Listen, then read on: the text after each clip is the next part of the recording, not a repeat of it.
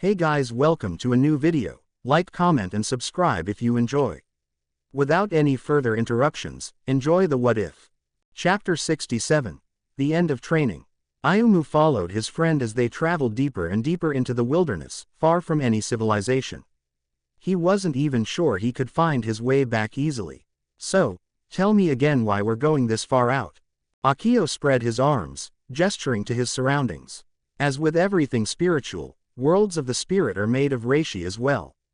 Ayumu nodded impatiently. Right, like Hawako Mundo and Soul Society.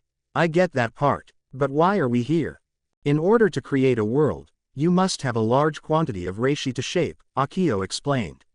When we actually create and stabilize the world, we will use the void between worlds, but you need practice. We don't want you passing out in the void and being lost forever. Ayumu swallowed and nodded, accepting the point. So, what do I do? Now you bring forth the world of your heart. Ayumu blinked. What? He asked flatly. Akio laughed. Did you think you could simply forge a world one piece at a time? No, such a thing would be as weak as its weakest fragment. As soon as one piece collapsed, so too would the world. A true world springs into being all at once, and evolves from there. So how do I do it? How do I call up my world? You must achieve enlightenment, my friend. Akio smiled. It is the same as learning to call forth and work with your Zanpakuto spirit. Only those who have the will to try understanding their own feelings, the source of their strength, may wield the sword of their soul.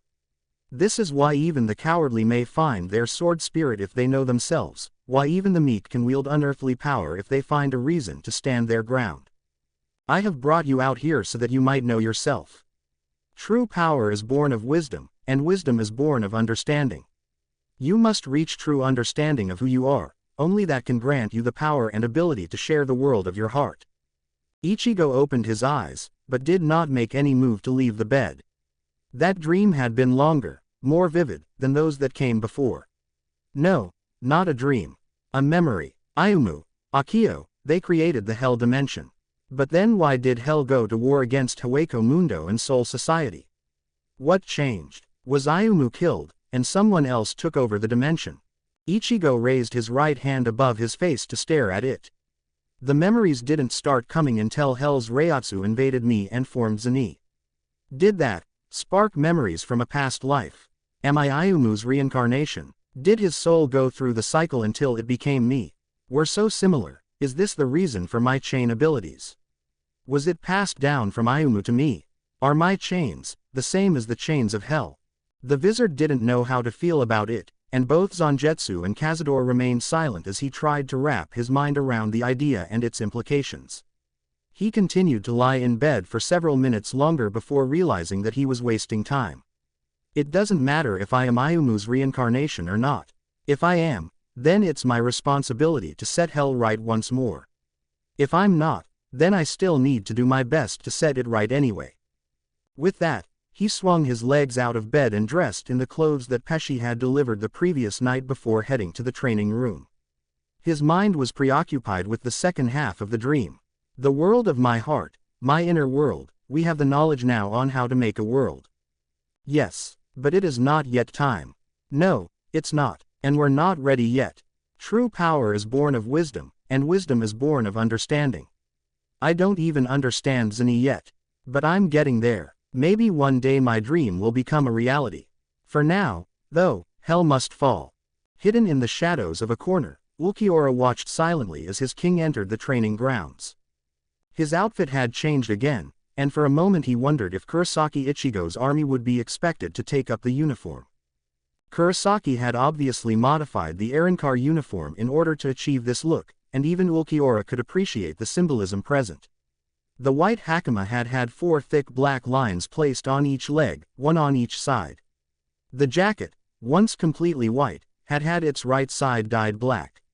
On its back was a pair of crescent moons, a black one on the white side, and a white crescent on the black side, with their tips forming a circle, mimicking Kurosaki-sama's power seal. Ulquiorra only understood on an intellectual level why Kurosaki Ichigo had sealed his own power.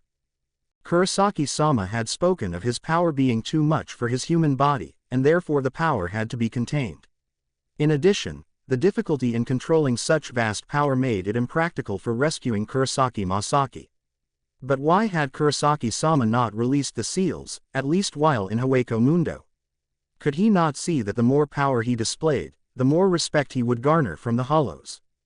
Ulquioror's eyes emotionlessly followed Kurosaki-sama's training as he contemplated such thoughts. Perhaps the seal, too, was a form of training under a handicap so that when the seal was removed Kurosaki-sama would be truly unstoppable.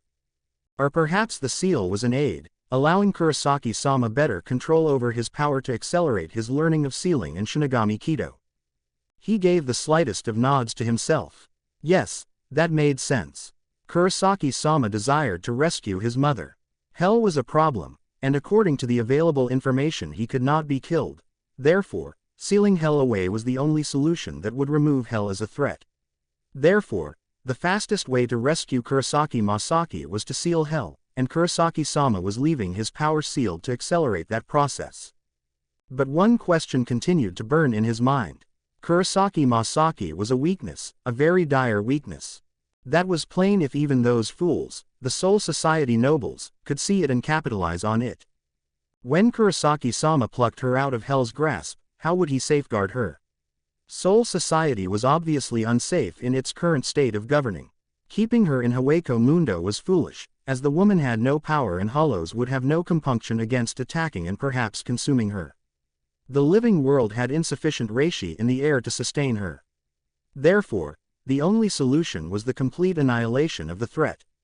Would Kurosaki-sama invade Soul Society once again, and bring ruin to the nobles who had attacked him so, and then perhaps establish a stronghold to guard the woman, using promises of money or power? It seemed likely, from a logical perspective. But Ulquiorra knew that Kurosaki Ichigo did not rely exclusively on logic. If he had, then Masaki would have been discarded as an unfortunate loss. She had no power to speak of, not even capable of matching the weakest of Shinigami or hollows. The woman was valuable only in sentiment. However, Ulquiorra noted, Kurosaki-sama was fairly intelligent. He had to have considered all of this as well. Ulquiorra's face reflected none of his thoughts as he made the decision. He would speak with Kurosaki-sama in private, and communicate his concerns. In order to implement Kurosaki-sama's plans, he had to know what they were, after all. In the meantime, Ulquiorra waited to be called upon. The best way to serve his king right now, was simply to be available should his liege need him. Chad's breathing slowly evened out as he watched another Togebido be sucked into the swirling red portal back to Hell. She's down. Good, Yoruichi's voice responded through the radio in his ear. There are no more Togebido in the living world at this time. That's the third wave of Togebido in as many hours. They've started coming much more frequently, Renji observed warily. But they don't seem to be increasing in strength. I agree, the unusually somber voice of Kurosaki Ishin concurred. Something's up. What's his game? There are only a few possibilities, the werecat assessed. Hell may want to wear us down, so he can crush us in a final assault. Or perhaps he's working another angle and is simply trying to keep us busy enough not to stop him. Chad grunted acknowledgement. How long until the Dongai is positioned? Ishida's voice queried. Approximately another 30 hours, Urahara's voice cut in. Ever since Yoruichi took over Togebido Watch, the Dongai work has accelerated rapidly. Chances are high that the Togebido will continue invading periodically until that time comes. Can you hold out that long, everyone? Yoruichi asked simply. I'm fine, Ishin agreed. Khan and I are taking turns to conserve our strength. We can handle it, Rukia volunteered for herself and Renji. There was a pause. I can continue for now, but Orihime needs rest, Ishida finally stated. But I do not think I'll be capable of continuing for more than 4 or 5 hours before I too need rest. Acknowledged. Sato. Chad quietly took stock of his own Raryoku and physical state. It was a little low, and he was tiring. None of them had gotten much sleep, needing to handle the periodic attacks throughout the night. How much longer could he last? I can handle 2, perhaps 3 more hours if they continue to come hourly, Chad admitted. Yoruichi's voice held no judgment, good or ill. Very well. Effective immediately, we are starting rest rotation. We will be rotating every 4 hours. Sato, Inoue, go home and get some sleep. Hitsugaya will take Sato's place at the school. Sato and Inoue will relieve Ishida in 4 hours' time. The next cycle, Ishida will relieve Hitsugaya. Abarai and Kuchiki, Kurosaki and Kon, work out between yourselves who will rest first. The wizard shall remain on standby in case assistance is needed. Am I understood? Hi. With that, the line went dead. Yoruichi had turned off the transmission. Chad let out a quiet breath and waited for Hitsugaya to relieve him. His body ached for the warmth and comfort of bed. Looks like I'm going to miss school today. In truth, it didn't bother him overmuch. But still, Chad wondered how long it would last, how long until he had to make a choice between his life as a human student, and his other life as a fighter in the spirit world. It's just one situation after another. Rukia, Aizen, now hell. Chad cast his mind back to that day where he'd had his eyes opened. The strangely intelligent cockatiel, the soul of Shibata Yuichi, and the hollow, shrieker, no. Though that had been the beginning, his eyes hadn't truly opened to the world of spirits until he'd fought that hollow with Kurosaki Karen. That had been the first time he could see any spirits at all, the first time he'd awakened his power. It was also the day that he and Inoue had met with Urahara, and been given a choice. Your transformation is not a disease. You were just given the key to the door in front of you. There's no need to know the cause. No need for sorrow or sadness. What comes next is up to you. You can use your keys to open the door, or lock it tight. And if you do choose to open it, you can still decide not to pass through. Chad still remembered Urahara's words vividly, despite how much had happened between then and now. He'd made his choice. He'd chosen to open the door and step through it, to join Ichigo and have his back, as it was obvious that Ichigo was firmly entrenched there.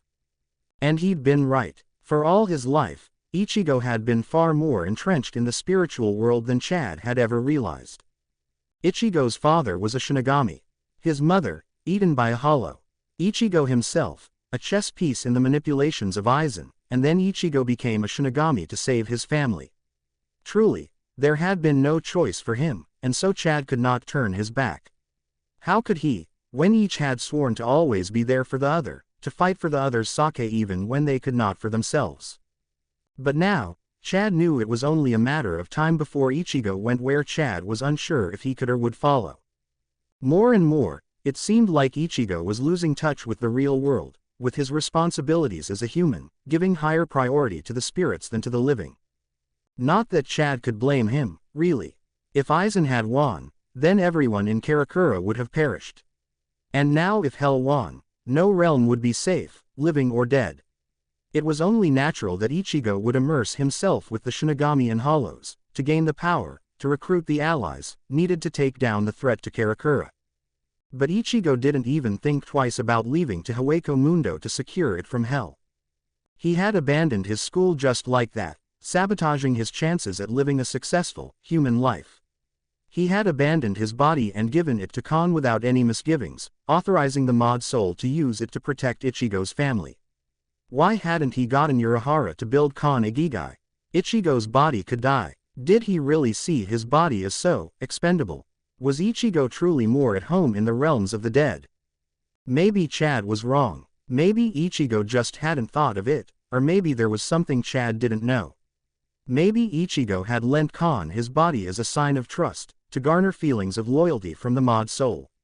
Maybe he'd done it to prevent Soul Society from asking too many questions about a new spiritual fighter. Maybe Ichigo truly did value his human existence. Chad hoped so with all his heart. And so when Hitsugaya arrived and gave him a short nod, Chad walked silently home, praying that when it was all over, Ichigo would prove him wrong and truly try to live as a human. Amagai watched his team with pride. The 4 of them were holding up against Takaku much better than they had the previous day.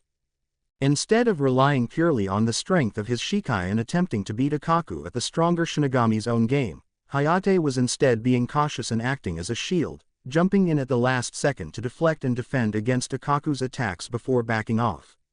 Amagai approved. It conserved Hayate's energy while allowing him to protect the more vulnerable Kido specialists. Instead, it was Daiki who kept the majority of Akaku's attention, landing small blows here and there. Every opening that Akaku tried to take advantage of, Hayate shunpo-ed in front of and blocked with Kodoku no Kishi, giving Daiki the time needed to recover and rejoin the fight. Amagai was quite glad that the two swordsmen had given each other some tips on their respective specialties.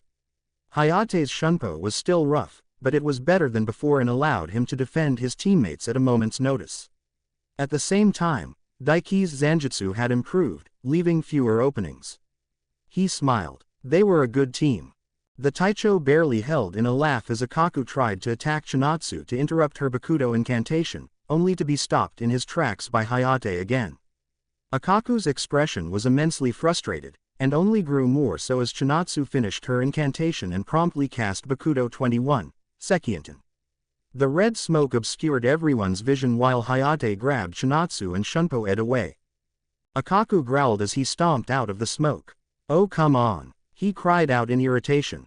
"Are these delaying tactics all you're good at?" "Not at all," said another voice from within the smoke, a voice belonging to someone who hadn't been there a moment before. Akaku whirled around, but he not quite fast enough to avoid what was coming next. Hado 61, Soren Sokatsui. The gigantic blue blast erupted from within the smoke, and when it faded Akaku was on one knee next to the far wall, his chest and arms burned heavily. "Ow," he commented. "Looks like I was right. You do pack a punch with that spell." The smoke cleared, revealing Haku and Daiki, who had taken advantage of the smokescreen to shunpo Haku inside it. The Hado practitioner smirked for only a moment before beginning to chant once again, but he fell quiet when he felt Akaku's Reiatsu rise. The 11th Division member got to his feet.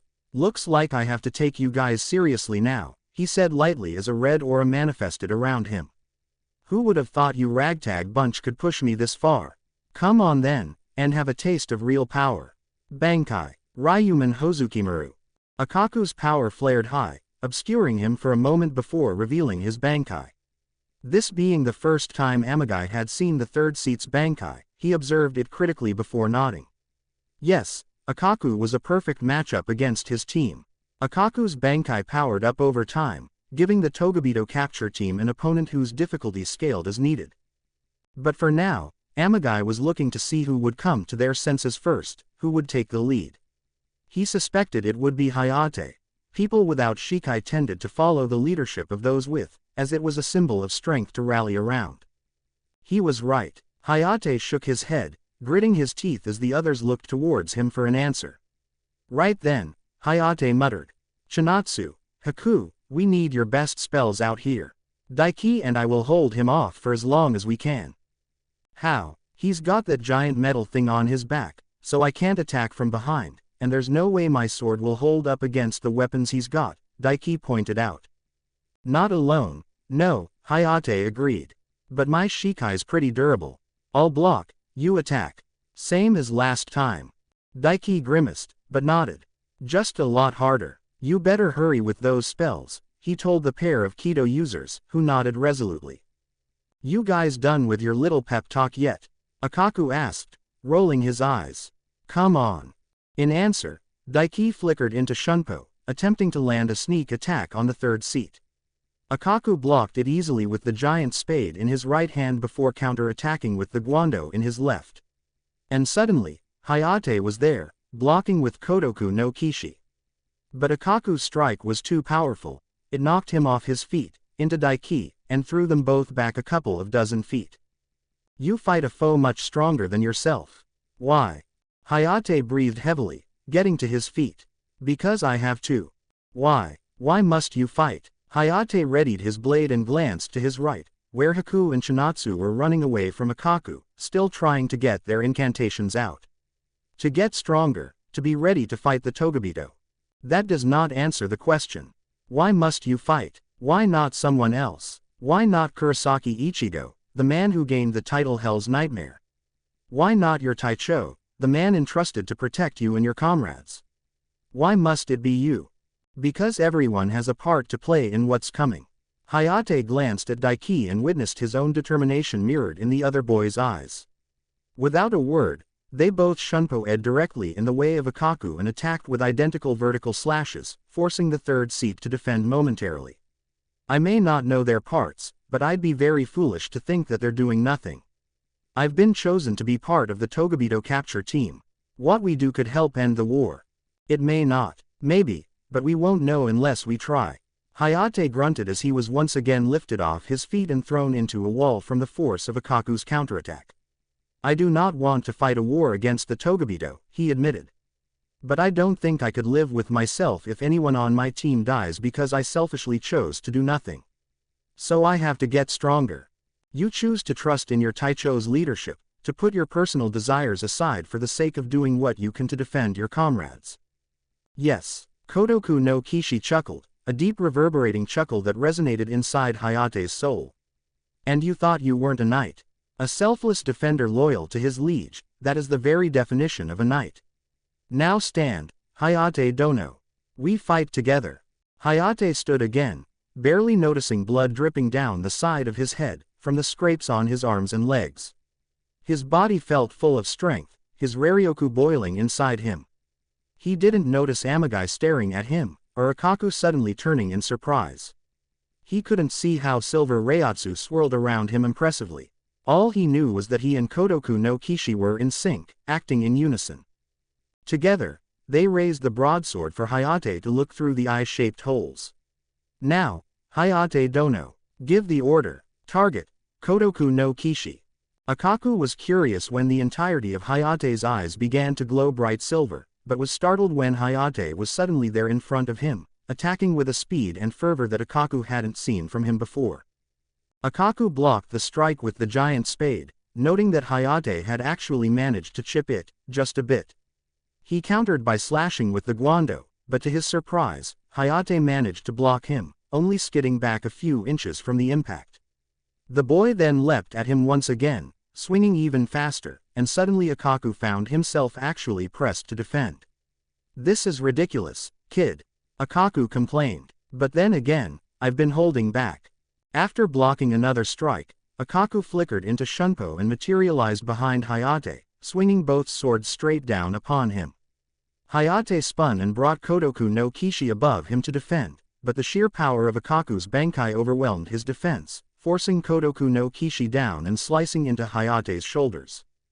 Bakudo 63, Seijo Sabaku. Chinatsu cried out, shit. While he'd focused on Hayate, he'd completely forgotten about the others. But it was too late for Akaku, he was immediately wrapped up by glowing golden chains. Akaku immediately began to struggle, and quickly found a weakness in the chains. The chains visibly stretched, and it was clear that they would not hold Akaku for long. Hurry up, Daiki encouraged. Haku was still hurriedly muttering an incantation for another few seconds. Alright, I'm gonna be useless after this, he warned. Just hurry up and fire. Hado 88. Harayu Gekizoku Shinton Raiho. Haku roared, and from his outstretched arms a gigantic beam of electrical and spiritual energy rocketed, tearing up the ground as it went, and completely enveloping Akaku, knocking him through 2-3 walls. When the air cleared, Akaku was on the ground, electrical burns all over his body. His Bankai had reverted to Shikai, and he was struggling and failing to get up. Nice hit, Akaku managed, giving Haku a shaky thumbs up, before falling unconscious. Amagai's mouth fell open as he watched Yamada provide first aid for the 11th Division member. How exactly had Haku learned such a powerful technique? And Chinatsu's Bakudo was impressive as well. They weren't kidding about Aizen finding some of the best men for his division, he muttered as he walked over the Hado user. Like Haku had predicted, he was on his knees, panting and completely drained of Raryoku. No matter, Yamada would take care of that after healing Akaku and Hayate. Well then, he murmured to the boy. That was a nice technique. I'm impressed. Thanks, Amagai Taicho, Haku said. I can't do it more than once, though, even when my Raryoku is at their max. Even so, that's a very nice trump card. Where'd you learn it? Amagai extended his hand and pulled Haku to his feet. Aizen taught me, before he turned traitor, Haku admitted. He said that I was skilled enough with Kido I could have gone far in the Kido Corps, and wanted me to nurture that talent. So he tutored me on high-level Hado. He was talking to me about becoming 4th seat before he turned traitor. It was the same with me, Chinatsu interjected, though he wanted me to become 6th seat. Hinamori, who had remained silent for most of the practice, came up to them then. Aizen was a very good Taicho, wasn't he? Hi, he was, Haku admitted. I wish he hadn't turned traitor, Chinatsu agreed. Me too, but I think you and I will become good friends. He was training me in Kido as well. Maybe we could compare notes later. Haku and Chinatsu glanced at each other, then smiled. We'd like that, Chinatsu spoke for them. Amagai smiled as well, moving quietly away to Hayate, who was now being healed by Yamada. So, new technique, huh? Yeah, Hayate muttered. When Kodoku no Kishi targets someone, it's like tunnel vision and an incredible adrenaline boost. I couldn't really see anything except for Madarame-san and the ground between us, and it was like he was going slower than before. I felt so much stronger, too. Did I really block his Bankai alone? You did, Amagai confirmed, pride coloring his voice. It's a dangerous technique, though. Tunnel vision leaves you wide open to a sneak attack from a friend, and it keeps you from knowing where your allies are. You'll need to train in this technique to expand your awareness, but well done. With that, the Taicho strode over to Daiki, who seemed a bit upset. What's wrong? I just feel a bit useless, Daiki admitted. Haku and Chinatsu, they could actually do something against Madarame-san's Bankai. And Hayate, he was able to stand alone against it for a bit. But me, I couldn't do anything. To be fair, Akaku's Bankai is particularly suited against your style of combat, Amagai told him. Daiki, you specialize in Ho-Ho, striking at openings and the sides. Akaku's Bankai made it so you couldn't attack from the back, you couldn't strike at the sides, and attacking from the front is nearly suicide. That Bankai is meant to try to force people into his style of combat, one-on-one, in a straight-up duel. It's not so much you being useless, as it was Akaku being able to counter you. With more experience, you'll be able to counter his counter. What would you suggest? Amagai's smile took a slightly more wicked turn. Remember, I served under Soifun Taicho. And Soifun Taicho learned Ho-Ho directly from the goddess of Flash herself, Shihoin Yoruichi. I'll be your teacher until it's time for your team to do its duty. Daiki swallowed nervously. He had a feeling this was going to suck. Amagai stepped back and looked at his team. He cleared his voice and spoke loudly so they could all hear. You have done very well, and I'm proud of you, he announced. I declare the Togabito capture team ready. You worked together, and successfully took down an opponent whose difficulty approaches Taicho class. Once the Dongai is stable, you will be sent to the living world with the following mission: capture a Togabito, and bring it to the 12th division for analysis. The Taicho broke the solemn mood by smiling. Today, however, is your day to recover. Dinner tonight is on me. Congratulations, guys. Zani. With a sigh, the Togabito resealed Asahi no Kagami and sedately made his way to Masaki, who was still chained to the same wall he'd first seen her at.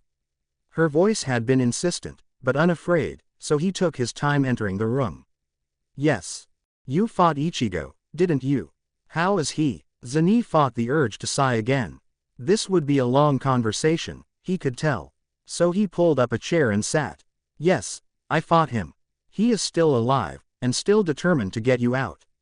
He smiled grimly, rubbing his throat absently from the phantom pain. He's growing stronger. Did you use Hell's Zanpakuto?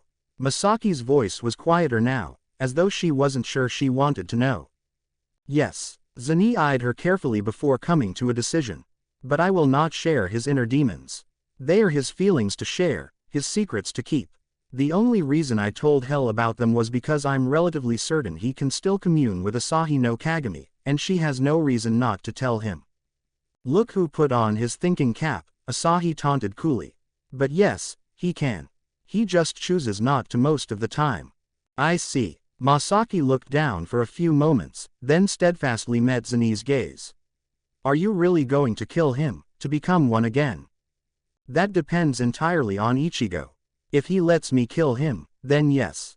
If he can kill me, then no. Curiosity welled up in his mother's eyes. Isn't it awkward, fighting with a reflection of yourself?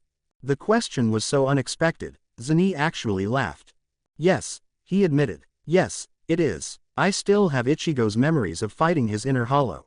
It's disturbing, fighting a shade of yourself that wears your face, knows everything you do, and is completely unafraid to take advantage of your every weakness. I'm sure he feels the same way fighting me now. But for me, Zani shrugged. For me, it doesn't bother me a bit. Ichigo may be the wellspring from which I was born, but our fights serve a purpose. What purpose? Masaki pounced on the choice of words like a starving animal. Zenny smiled. To make him acknowledge the parts of himself that aren't as pretty as what he shows the world. Ichigo may strive to be a hero, he may be the most powerful hybrid in creation, he can be an all-around great guy, in public. But everyone's got a dark side. And the closer you are to the light, the longer and darker the shadows you cast. Take me for example, he continued, gesturing to himself carelessly. I've been part of Ichigo all his life. You could extrapolate a few things about me that say something about Ichigo's character. Even on a superficial level, you could tell that I despise having someone else have authority over me, until they've proven themselves to me. But that's a nasty little catch-22, isn't it? In order for them to earn it, they have to have authority, but I hate them having that authority until they earn it. And you know what? I don't care. It doesn't have to be logical. It's how I feel. Zenny smiled mirthlessly. Ichigo hates it too. Yamamoto hasn't proven himself to Ichigo, and so Ichigo quietly nurses his resentment every time the old man tries to give him an order. And now that Ichigo's as strong as the bastard, who knows what'll happen. But here's something to think about. Let's think about what would have happened if Rukia's punishment had been decided by Soul Society's lawmakers to something more reasonable, even for a human. How about, say, 5 to 7 years in prison? That's practically nothing to the lifetime of a Shinigami. A slap on the wrist. I bet Byakuya would have had her out in 3 years, tops, with some noble family bullshit. But you know what? Ichigo would have invaded Soul Society anyway. Because he wouldn't care that there could be perfectly valid reasons to make transferring your power to a human illegal. For all he knew, being a human with Shinigami powers could have drastically lowered his human lifespan, or maybe it causes problems with his soul re-entering the cycle of reincarnation or something. Or maybe it made him into the spiritual equivalent of an atomic bomb and his soul could explode anytime. Who knows? He certainly didn't. Wouldn't Rukia have told him about any major consequences, though? Masaki jumped in. Even if she didn't say anything before she gave him her powers, if there was something dangerous about it, then wouldn't she have called Soul Society to get some help, even if it meant her own punishment? She obviously cared for him. Zenny raised an eyebrow at her. Perhaps, he conceded. But then again, she did know it was forbidden. And neither I nor Ichigo have any idea as to why that is. In any case, the point is that all Ichigo would have seen, all he would have cared about, was that Rukia was being punished for breaking the law to help him save his family. It didn't matter if it was execution or imprisonment. So he would have gone to Soul Society and tried to enforce his own will, because to him it was the right thing to do. Instead of trying to get all the information, Ichigo decided that Soul Society could go screw itself and its laws. He didn't even bother to ask Urahara or Yoruichi what a reasonable punishment was. Any punishment, in his eyes, was too much. He was thoughtless, and arrogant. And so you too may be thoughtless and arrogant, Masaki concluded. So that's the purpose behind your fights. You want Ichigo to see himself in you. Precisely. Zenny laughed, a chilling, mirthless laugh that sent shivers down Masaki's spine. Every trait that Ichigo sees in me while we fight, he has to acknowledge originated from him and him alone. I will make Ichigo truly see all those things about himself that he tries to deny. Or I will kill him. One way or another, we will be one again. He stood and began to walk away, but Masaki raised her voice. You forget one thing, Zenny. Even when he didn't like it, my son accepted that part of him is hollow when he was confronted with it. He's strong enough to acknowledge every part of himself. As that's so. Both Zenny and Masaki turned their heads at the voice just in time to see Hell walk inside. Well then, I should accelerate my plans, then, shouldn't I? Zenny, you'll be meeting with a new lieutenant of mine to fight Kurosaki Ichigo. Between him, the veritable army he's leading, and my little gift to you, the two of you should easily be able to bring Kurosaki-kun to me. Yes, Hell-sama, Zenny acknowledged deferentially. Where should I find him? I believe he's gone ahead without you, Hell answered with a slight smirk. With a wave of his arm, a portal opened, presumably to Hawako Mundo. You should hurry. Yes, Hell-sama, and with that, Zenny stepped into the portal.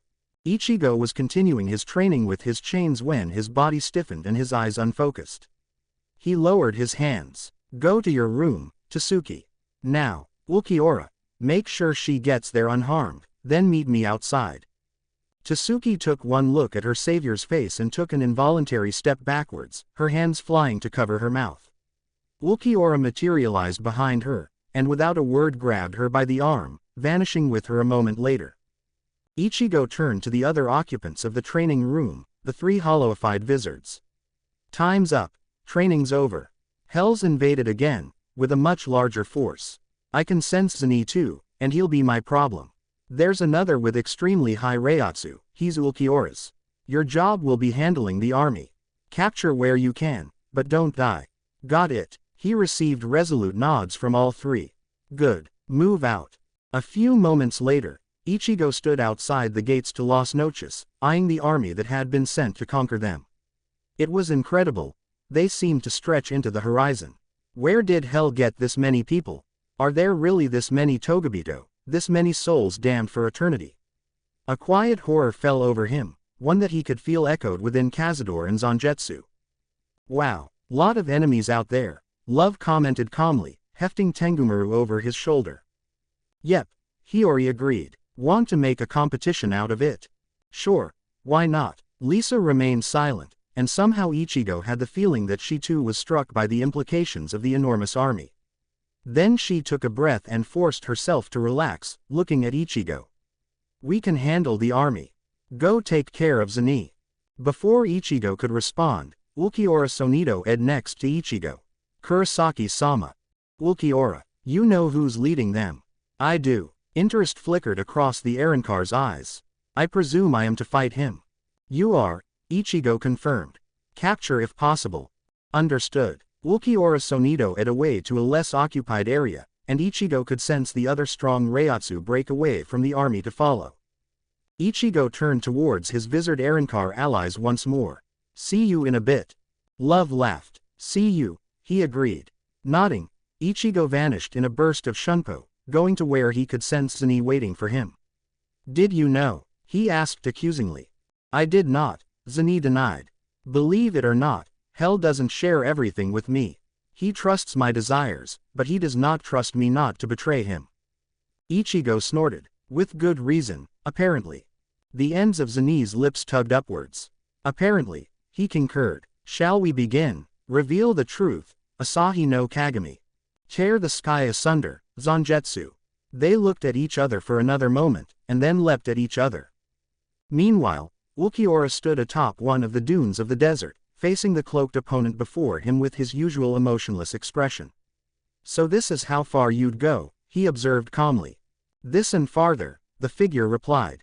I'll go to any lengths to become king. The figure lowered his hood, revealing light blue hair and a maniacal grin. When I eat you, I'll become Vasto Lord, and then I'll finally have the power to kick Kurosaki Ichigo's ass. Grimjow Jagerjaquez will be the next king of Hueco Mundo. Chapter 68. Confronting Feelings 2. The house was clean, the dishes were done, the family was fed, her brothers were busy saving the world.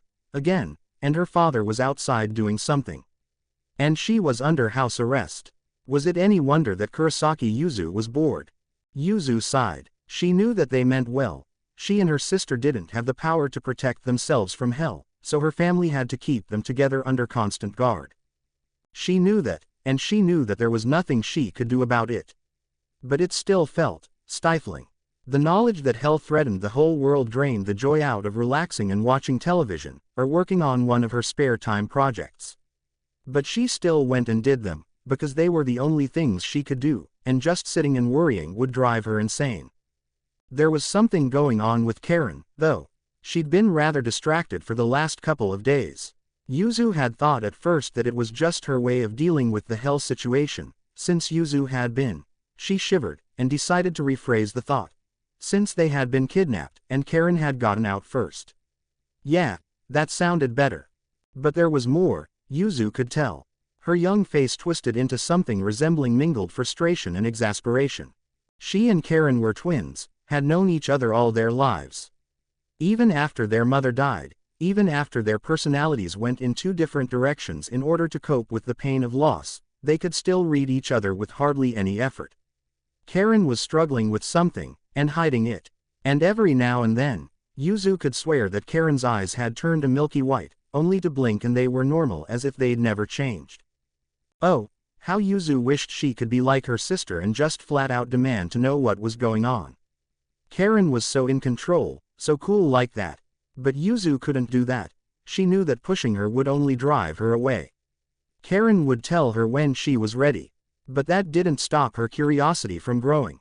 Seeing her sister watching her again, Karen repressed the urge to sigh. Yuzu knew something was up. She could see it in her eyes, even without activating her power. And her power seemed to have a mind of its own. Ever since that first activation, anytime Karen was even curious about someone's thoughts and feelings, her power would just flare up. She had to fight harder and harder to turn it off now. Karen felt like she had been tossed into a maelstrom. How on earth was she supposed to control this power, when it seemed to respond to her emotions? Was this what Ichigo felt, when he was trying to control his Raryoku? If this was standard, then the idea that her father, her extremely emotional, over-the-top father, was a Shinigami with enough control over his power to cast barriers over their home just boggled the mind. Karen winced. Just the incredulity and the quiet desire to know how they managed had stirred her Raryoku, and she could feel trickles of it moving towards her eyes, ready to tell her anything she wanted to know if she only laid eyes on the subjects of her thoughts. She fought it down, but she knew that at some point she'd be caught. And she didn't want to be caught when she couldn't control her own power. That was just embarrassing. She really envied Yuzu sometimes. She was so calm, so accepting, so at peace with the world. She'd have no problems controlling this power, Karen was sure. And even if she did, she wouldn't have trouble confessing her difficulties. Karen bit her lip, mentally debating whether to confide in her sister for the umpteenth time that morning. And once again, she decided against it. She knew it was her pride getting in the way, but Karen had spent years trying to become someone who didn't need to ask for help, someone who could take care of herself. Karen closed her eyes for a moment. In the end, she had wanted to be like her brother. Ichigo, who took no crap from anyone, who accepted every challenge issued and nearly always came out on top. He didn't like telling people about his childhood, because for Ichigo, all that was there was pain and guilt. And people respected that. Even the gang stopped bringing up their mother's death after Ichigo demonstrated he could and would put them in a hospital if they ever tried to use her against him. People looked at Ichigo, and saw an intelligent, diligent student who had loyal, steadfast friends. Sure, the orange hair put people off at first, but Ichigo just didn't seem to care. And in private, Ichigo almost never looked down to her. And while he nearly always scowled, she could see the affection in his eyes. How many times had they shared a commiserating look at their father's antics? How many times had Ichigo let Karen see that tiny, real smile when they were doing something together? Was it any wonder that Karen had looked up to her big brother? Ichigo was everything Karen had ever wanted to be. And how many times had she seen him grit his teeth and try to refuse treatment after stumbling home injured from a fight? How many times had she and Yuzu listened in on the males of the house talking, only to hear Ichigo reject their father's quiet offers to do something about the gangs that constantly targeted Ichigo? Karen had equated pride with strength for so long, it was hard to let go. Again, she considered asking for help. This was her power. She would control it. Then, and only then, would she reveal her ability to her family. Just outside, Isshin wiped his forehead with the sleeve of his shihakusho. Between he and the two Kasumioji retainers, the Kurosaki household was possibly the most protected residence in Japan, barring, perhaps, Urahara's shop. But then, Isshin thought in tired amusement, that's just not fair to compare, since they have two Kido masters and a genius inventor. Kenryu glanced at Enryu for a moment, then gave a tired sigh. I think that's the best we can do, he muttered, looking up to the former Taicho for confirmation. Isshin nodded. Yeah, I think so. You want to go get your princess. It'll be easier to guard everyone if they're together. Without a word, Enryu nodded and jogged back to the house where Rurochio was waiting. Doesn't say much, does he? Isshin observed conversationally. Is he mute? No, Kenryu denied. He has his reasons for his silence, but he can speak if needed. Let me just say, Kurosaki-sama, that I appreciate your family's aid and understanding in these times. It hasn't been easy. I imagine not. Isshin eyed Kenryu appraising Ly for a few moments. Relax, I'm not going to make you fight the Togabito solo. You and Enryu are support and retreat specialists, right? Kenryu made an odd sort of twitch, a simultaneous relaxing and tensing. Yes, Kurosaki-sama, how did you know? You're the personal guards of a noble family's heir, Isshin explained easily, leaning against the wall of his house. It's standard procedure. If they've gotten through everyone else, then the only thing to do is to retreat and regroup. At that, Kenryu breathed a sigh of relief. Hi, I admit, Enryu and I would not be of much help in a direct fight against the Togabito. Enryu and I have primarily defensive Zanpakuto. That's fine, Isshin assured him. While I'm sure you could hold your own if the need arose, I would want you to be ready to carry my daughters to safety instead. Of course, I would ask, though, that we work in pairs, Isshin went on. You two have support skills which will keep us from exhausting ourselves against the Togabito, or from making fatal mistakes. Seeing Kenryu's apprehensive look, Isshin shook his head. Either you or Enryu would be here at all times to look after your princess and my daughters, and the heavy fighting would always be either me or Khan. Kenryu looked somewhat conflicted, but slowly nodded after several seconds. Only in a support role, mind you, he qualified. Our first duty is to Rurochio-sama. Of course, Isshin agreed easily. Just as mine is my family. But that doesn't mean we can't work together to protect them both. My strength will act as your shield, and your support will keep me from falling. We're counting on each other, and together we will succeed. At that, Kenryu nodded again, more strongly. It was then that Enryu emerged from the house, quickly ushering a small figure in a pink kimono and a hat that completely covered her face. Isshin opened the door, and as soon as the princess was inside, the three men followed her in. Karen, Yuzu, Isshin called. We have guests.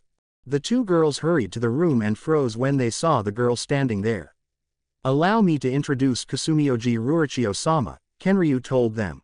Rurochio-sama, this is Kurosaki Karen and Kurosaki Yuzu, the sisters of Kurosaki Ichigo-sama and daughters of Kurosaki Isshin-sama, who was gracious enough to lend his aid in our time of need. We are most thankful for your assistance, Kurosaki-san, the girl spoke clearly, almost imperially, before bowing lightly to the sisters. And it is a pleasure to meet the family of the famous Kurosaki Ichigo. Yuzu and Karen glanced at each other, mirrored looks of utter confusion on their faces. Ichi-ni is famous. After a few moments, Yuzu got over her surprise and bowed back to the girl. It's a pleasure to meet you too, Rurochio-sama. She ended it as a slight questioning lilt, unsure of what suffix to use. She glanced at Rurochio's friends, and the one with hair gave a slight nod of approval. Karen quickly repeated her twin's words, though she looked like she was preoccupied with something else. Girls, Rurochio will be staying with us for a while, Isshin explained. I'll let Khan know when he wakes up. Why don't you show her around the house? A dimension away, Isshin's son was fighting for his life. Zani had once again called on Asahi no Kagami, but this time the ghosts that appeared were somewhat translucent. Ichigo wasn't sure, but he thought that might be because he'd already dispelled them once before.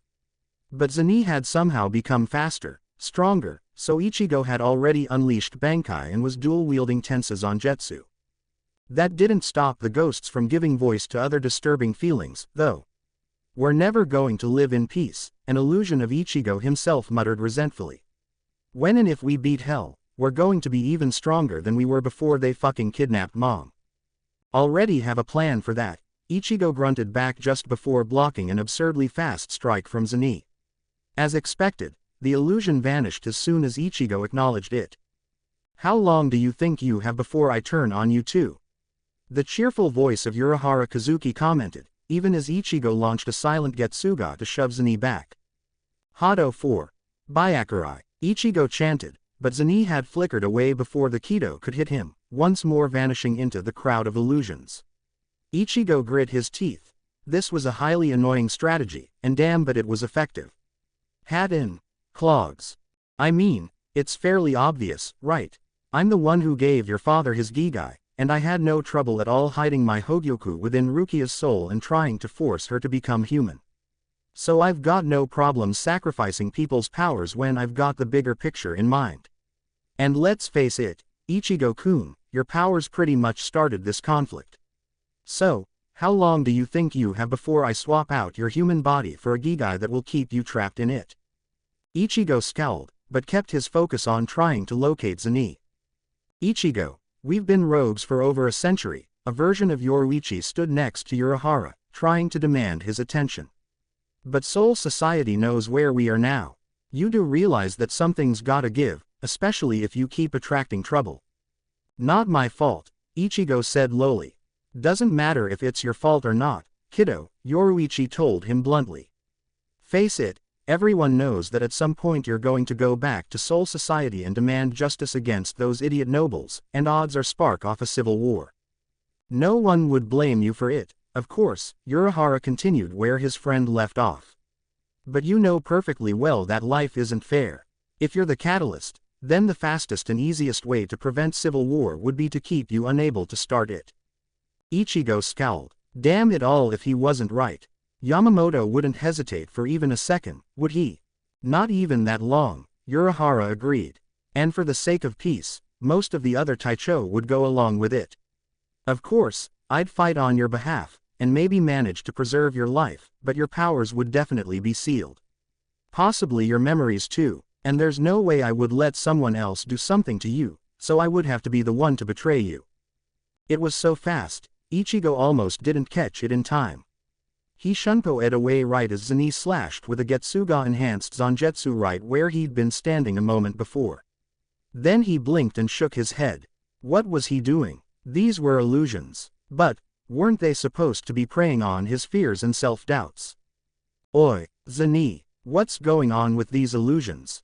Ichigo yelled. You figure it out, Zenny answered as he flickered in front of Ichigo, forcing him into a deadlock, each of Ichigo's Tensa Zangetsu struggling to overcome Zenny's two Zanpakuto. I'm sorry, Kurosaki-kun, a tearful Inoue murmured. I know you have every right to hate them, the Shinigami who kidnapped your mother and sent her to hell. But this is too much, Kurosaki-kun. You set hell on everyone. Even if it means you hating me forever, I have to keep you from doing anything like that again. So, when this is all over, I'm going to use my Soden Kishun to remove your powers. I'm sorry, Kurosaki-kun. I don't get it. Ichigo grunted as he shunted enough power down his arms to set his blades alight with Getsuga Tensho, slowly but surely overwhelming his Togabito aspect. Why are the illusions of people I trust betraying me? And then the answer struck him like a thunderbolt. Wait, you're able to focus Asahi no Kagami on different emotions. Zenny laughed as he deflected the blades to the side and tried to stab Ichigo in the side, only for the wizard to leap back and watch him carefully. Got it in one. This is one of the expanded abilities of Asahi no Kagami. While her default emotion is guilt, all I have to do is specify the emotion to focus on, and your own mind comes up with the scenarios. Kinda scary how possible they are, isn't it? Very, Ichigo admitted to himself. He could easily see Urahara sealing away his powers as a compromise instead of letting him die. And no matter how much Inoue didn't want to do it, Ichigo knew that she would take away his powers if she truly felt it was the right thing to do. But he wouldn't have it any other way. Sure, he'd resent losing his powers, but he'd understand. They had to do what they felt was right, just as he did. But as soon as he had thought those things, all the illusory people vanished. Ichigo blinked. Did you just banish the illusions? Nope, you did, Zenny told him casually. By recognizing the concept Asahi no Kagami was focusing on, and acknowledging your feelings. Asahi no Kagami's release command isn't just for shits and giggles, Ichigo. She's meant to reveal the truth. Once you've recognized it, then she has no power over you. Now let's see how well you fare against this emotion. All at once, Ichigo was once more surrounded by ghosts. What is the nature of power?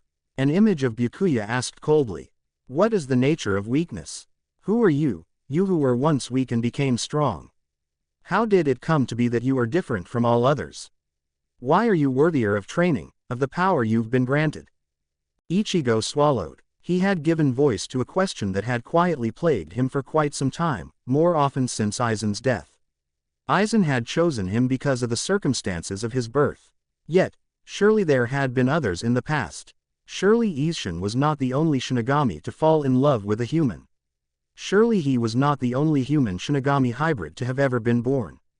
And even if he had been, did that truly make him that different from other spiritually aware humans? Not that Ichigo knew of, not before Urahara had restored his Shinigami powers. Which meant there had to be something more. But Ichigo didn't know, and he wasn't sure he wanted to know. He was already so different from everyone else. What more could there be? Why did I train you? Urahara's voice asked pointedly, using one hand to readjust his hat so only one eye was visible. Why did I help you regain your Shinigami powers? In the time I took to train you, I could have rescued Rukia-chan, taken out the Hogyoku, and relocated to anywhere else in the world. What made you so noteworthy that I took you on as a student? Yet another question that bothered Ichigo occasionally. Why had Urahara trained him to rescue Rukia, instead of going to Soul Society himself? He and Yoruichi were so powerful, and former assassins. If anyone could have snuck into Soul Society and quickly and quietly retrieved the noble girl, it would have been them. So why had Urahara taken an interest in Ichigo? Why had he pushed Ichigo to Shikai, to Bankai?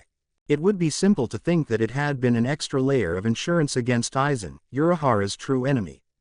A combatant who had never seen Aizen's Shikai, with the potential to reach Taicho class and beyond, had Ichigo merely had the right potential, and Urahara had taken advantage of him.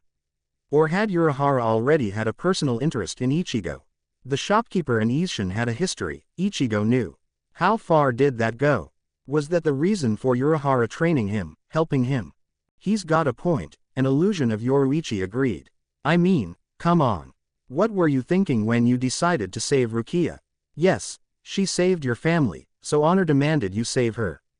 But what would have happened if we had succeeded the way we originally planned? If Aizen hadn't been a dick, if Aizen hadn't been behind Rukia's execution, then what would have happened when we saved her? Ichigo swallowed. If he was honest with himself, he'd been an idiot who had no idea what he was getting into. Seriously, did he expect to save Rukia from Soul Society and not expect them to pursue them? If Aizen hadn't been an issue, then Soul Society would have hunted him, and by extension, Urahara, down. Blanching, Ichigo realized that his father and sisters might have become targets as well. Wow, he'd been stupid. His sense of honor wasn't worth their lives. Would it have turned out all right? He'd never know, but Ichigo was very glad that it hadn't come to that. And then a mirror image stepped out of the crowd. Ichigo looked at his own reflection, who looked just as uncertain as he felt. Am I nothing but a weapon? Was I born only to fight? Ichigo swallowed. Those private feelings, those thoughts he'd tried so hard to keep from acknowledging, he had no answer for them. He wanted to say that he was more than a weapon, but what was there to prove it? If he was born for more than war, then what purpose did he have? Ichigo froze, that strange sensation coming over him once again, stronger than before, this time forming a sentence that seemed to echo within his very soul. My life's purpose has been to protect, he whispered. And then, without warning, the sensation faded, leaving the feeling that Ichigo knew what came next but he couldn't, quite, grasp it. Ichigo wanted to scream in frustration, but this was hardly the time or place for it, and so he grit his teeth and forced himself to focus on the fight. Yet his mirror image spoke once more, utterly destroying any chance of focusing. Can I really even be considered human anymore?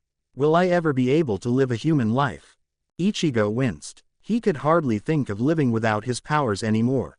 He couldn't imagine living without being able to sense and handle any spiritual disturbances where he lived. He'd once told Hitsugaya that he had a human life to live, but that was when there was still a chance. Now, Ichigo knew that Soul Society would never leave him alone. Neither would Hawako Mundo. Could Ichigo settle down in the living world and lead a human life? The answer to that had never been more unclear. Yet Ichigo knew one thing. My humanity compels me, he breathed. It didn't matter if he was as human as he once was or not. It didn't matter if he could live as a human or not. He'd started human, and he'd retained his humanity. Whatever he did, it would be guided by who he was at heart. Having trouble, Ichigo, Zenny taunted, his voice not giving any indication of where he actually was.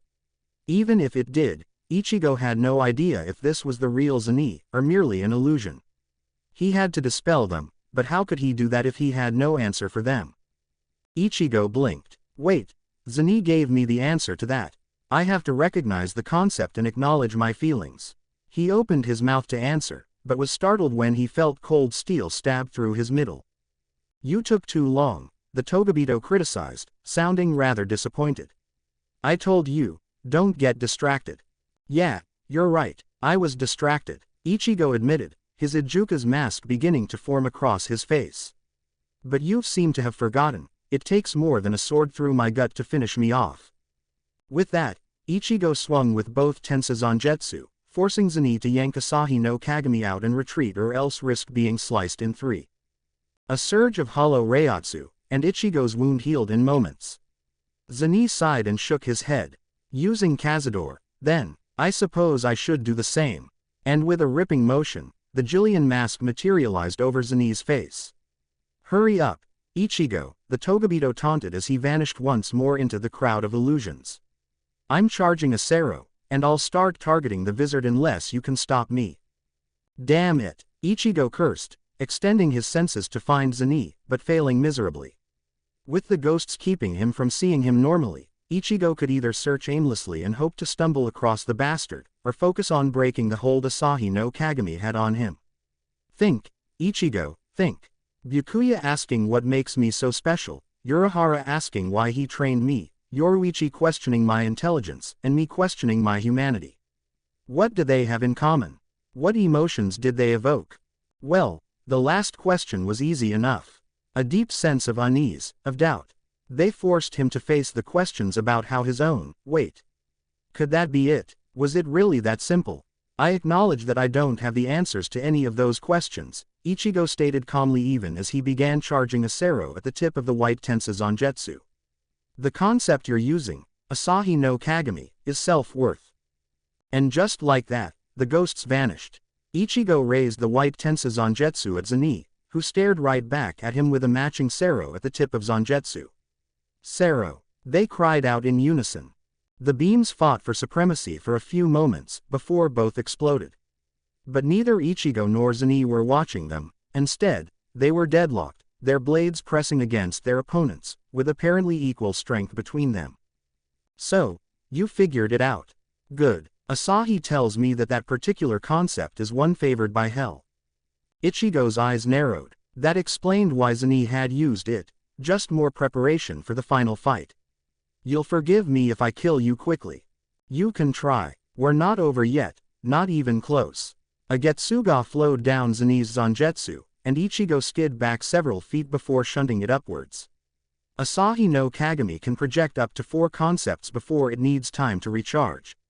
Now, what concept to use now? Ichigo repressed the urge to groan. So I just have to kill you before you can send another wave of freaking illusions at me. Fine. Getsuga Tensho. The Getsuga flew at insane speeds at Zenny, who seemed surprised enough to stand still. But when the black crescent hit him, it vanished. What? Ichigo gaped. What just happened? Zenny tapped the armor that hell had given him. It's not that I was too shocked to move. It's that I didn't need to. This armor was formed from hell's power, and given to me to counter your power. How? Hey, it's stupid to tell your opponent how your moves work, Ichigo. Figure it out yourself. Behind the mask, Ichigo narrowed his eyes and flickered into Shunpo. Zenny wordlessly did the same, and they met in the middle, blades clashing, each struggling to gain the upper hand. Meanwhile, Grimmjow and Ulquiorra were fighting hand to hand in their unreleased forms, seemingly on equal ground. You have grown stronger, Ulquiorra acknowledged as he tilted his head away from a blindingly fast jab. As this hell's doing. Part him, part me, Grimmjow admitted, jumping back to avoid a strike that could have opened a new hollow hole in his chest. It doesn't matter, though, as long as I have the strength to win. Foolish. As the former Sexta Espada launched a kick, Ulquiorra grabbed his opponent's leg and threw him at high speed into a sand dune. Once more, you are a mere marionette, a puppet in hell's hands, a card in his deck. You are being used. Grimmjow emerged from the dune, his expression outraged, as he charged a Sero at the tips of his fingers, chains dangling from his wrists. I am no one's puppet. And with that, he released the blue Sero. Ulquiorra Sonido ed out of the way just in time. You are a puppet, he repeated. You have bought this power with your freedom, Grimjow. I can hear the chains that bind you to hell. You have even less chance of betraying your new master than you had your old one. You are now nothing more than a panther on a leash. Grimjow scowled angrily. You always were too perceptive. But I will succeed in betraying hell. With this power, I will eat you, then Kurosaki Ichigo. With that power, I'll be able to escape hell and rule Hueco Mundo. HMPH. Then it falls to me to send you back to your master. Ulquiorra drew his sword. Bind, Murcielago. The blue-haired Arrancar grinned. I'm glad you're taking this seriously. It would be a shame for our final fight to be boring. Grind, Pantera. A moment later, Ulquiorra took to the air, using his bat-like wings to hover a distance away from his opponent as he generated a green javelin in his hands. Immediately, he hurled it at Grimjow, who was dashing across the desert sand at high speed. Grimjow dodged easily, maintaining his course towards Ulquiorra, but he found it harder to get away when a Sero Escuras screamed towards him. Grimjow leapt above the Sero, but was blindsided by the lance that Ulquiorra had hidden behind the Sero, which sent the jaguar tumbling. Growling, Grimjow landed on all fours and roared loudly at Ulquiorra, sending shockwaves at his enemy. Taken by surprise, Ulquiorra stumbled in midair. He recovered an instant later, but in that instant Grimjow had Sonido Ed right in front of him, his left claw already moving to take a chunk out of him. Ulquiorra leaned back and deflected Grimjow's strike with his right arm, which was immediately severed from just below his elbow. Ulquiorra Sonido at a fair distance away, his eyes calculating. He had not expected Grimjow's strength and speed to have improved that much from Hell's empowerment. Before, his Hierro would have easily prevented any significant damage from the former Sexta Espada. For him to cut through now, I see, he murmured. Ha, Grimjow crowed. You can't even keep up. You are, once again, incorrect, Grimjow, Ulquiorra denied. I merely underestimated you. It will not happen again. With a little focus, his arm regenerated, and he flexed it experimentally before flaring his power intensely, blanketing himself with green and black Reiatsu. Resurrección. Segunda etapa. Grimjow stared disbelievingly at Ulquiorra's new form. What the flying fuck? He demanded, fear creeping into his voice. You have two Resurrección forms. Did you go easy on Kurosaki or something? No, he merely showed me more power than he did you, Ulquiorra replied calmly. This is my form of true despair, Grimjow Jagerjackez. His eyes looked carelessly upon Grimjow. It seems you cannot completely reject the despair my Reiatsu presses upon you. Can you even fight like this? Grimjow felt his anger rising as he felt the sting of being judged and found wanting. He shoved away any sense of fear. What had he to lose? If he died, then he would simply resurrect in hell. More than that, he growled. I can win. Then don't let your guard down for even a second, Grimjow. Fuck. Grimjow reflexively Sonido Ed away, narrowly avoiding Ulquiorra's bat-like claws, and then again when his opponent began to chase him. He's fast. I gotta slow him down. With some focus, Grimjow called on the chains of hell. The chains at Grimjow's wrists lashed out, and the Arrancar was gratified to see Ulquiorra leap back to avoid the chains. Thinking quickly, he made a small cut in his hand and began to charge a Sero, which quickly became a Gran Rey Sero as the blood mixed. Grimjow needed some serious firepower to take down someone with two Resurrección forms. Although I never doubted Ulquiorra's power, he privately admitted. Continuing to chase Ulquiorra with his chains, Grimjow took careful aim and fired, the gigantic beam obscuring his vision of his opponent for a few seconds. Then the Gran Rey Sero faded, and Grimjow frowned. Ulquiorra shouldn't have completely disintegrated in that shot. Grimjow's head fell to the ground, and behind him, Ulquiorra silently dispelled the lance he'd used to do it. You were too arrogant, he criticized the corpse, unsure if Grimjow could hear him. Speed and regeneration are my specialties, but I do not lack the power to pierce your Hierro. You lost the minute you decided to stand still. With that, a small portal appeared under Grimjow, taking his body and soul back to hell. As soon as the portal closed, Ulquiorra turned his eyes towards the remaining fights. Returning to his pre-resurrection state, he sonido-ed to a good vantage point and watched. There could be something tactically useful for his king later, so he needed to observe carefully. Chapter 69. Exploration of Power. Blades flashed almost too fast for Ichigo to see as he and his hell counterpart warred against each other. Neither was giving an inch, and though Ichigo's arms tired, he refused to let such a thing slow him down. In unison, they leapt backwards and swung with their respective blades. Getsuga Tensho. Ichigo's black and red Getsuga roared forward from Tensa Zangetsu, meeting Zenit's red and white that had come from his Zangetsu. But there was no time to wait and watch to see which won.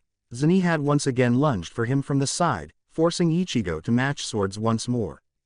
"You can't beat me that way, Ichigo," Zenit taunted. "Even if you do overpower my Getsuga, my armor will simply absorb yours." Behind his mask, Ichigo scowled. It was true. Twice now he'd tried to carve Zenit in twain with a Getsuga, and twice the armor had apparently absorbed it. Ichigo had suspected that the armor absorbed the Raryoku behind energy attacks. That would render Kido nearly useless, except that Zenit had dodged Ichigo's Hado 4, Byakurai earlier. But Ichigo still had precious little time to think on it, so he shoved Zenit away, trying to buy a little time to come up with a strategy. Strangely, Zenit didn't fight it, and instead landed lightly on the desert sands, holding up Asahi no Kagami. "Here we go, how's this?" And yet again, ghosts materialized all around Ichigo, who groaned in frustration. "Another set of illusions," he complained, carefully observing, waiting for Zenit's surprise attack. But he wouldn't be able to dispel the ghosts until he'd worked out what concept they were using, and that meant listening to them. Surprisingly, it was a reflection of Kenpachi who first approached Ichigo. "There's something I don't understand," he admitted. "I'm pretty damn strong, I know that. Wouldn't have been able to become Taicho if I wasn't. And I was kicking your scrawny ass for a while, before you powered up out of nowhere." "What happened?" Ichigo blinked. "An easy question. Before, I wasn't really working with my Zanpakuto," he admitted. "I was trying to fight by myself. But when you cut me down, Zangetsu gave me an object lesson on working together, and together we could match you." Kenpachi scratched his chin contemplatively. "But if a Zanpakuto is part of a Shinigami, then weren't you still fighting by yourself, in the end?" Ichigo grimaced. "Sort of, but not really. Zangetsu is part of me, yes. But he's also my sword. If you and your sword don't work together, you'll just hurt each other." Kenpachi grinned as though ready to pounce. "Working together makes you stronger. So why do you always fight alone?" Ichigo stiffened before shunpoing away from a Sero blast that screamed through the air where he'd been a split second before. Naturally, Kenpachi followed him. "You're always alone," Kenpachi continued. "In almost every major fight you're in, you fight alone. You fought me alone. You fought alone against Byakuya. You fought alone against Aizen. You're fighting yourself alone, which to me sounds like an exercise in stupidity, but hey, who am I to judge? I don't always fight alone. I worked with Renji to try to take down Aizen in Soul Society. I set up a plan with the Taicho to kill Aizen in the living world. And I got a bunch of people to invade hell with me," Ichigo pointed out. "Only because you had no choice." A ghostly Rukia shrieked in his face. "Given the choice, you'd always fight alone. You would rather hide your problems and deal with them alone, instead of getting the help you need. You only asked for Kido training because there was no way to learn by yourself. You completely reject the idea of becoming part of the Gote 13, a transparent Yamamoto rumbled lowly. You will one day join us. You know this. So why did you turn Kyoraku Taicho down, when he offered the protection that comes with being a Taicho of the Gote 13? Ichigo's father, dressed in his everyday clothes, casually strolled up to him. How many times did I offer to help with those gangs, to help in any part of your life? I am your father, but no, you had to deal with things alone. Why? When your mother was kidnapped, you left alone to save her, Rukia pointed out. Why didn't you ask us to help? Why did you have to go alone? Because I had my pride, damn it. Ichigo replied, losing his temper. I couldn't stand needing anyone's help. I didn't want to be that little boy again, I didn't want to depend on anyone. If I could stand alone, then that proved that I'd grown stronger. If I could stand alone, then I'd know that I wouldn't be completely useless again, that I could protect the ones I care about. If I could stand alone, that meant that no one else would get hurt. What about me? A vision of Chad demanded quietly. Did you not depend on me? Was I just a tool, then? Ichigo's heart skipped a beat as he tried to process. He swallowed. I saw myself in you, he admitted. We were both strong people ganged up on because of our unusual appearances.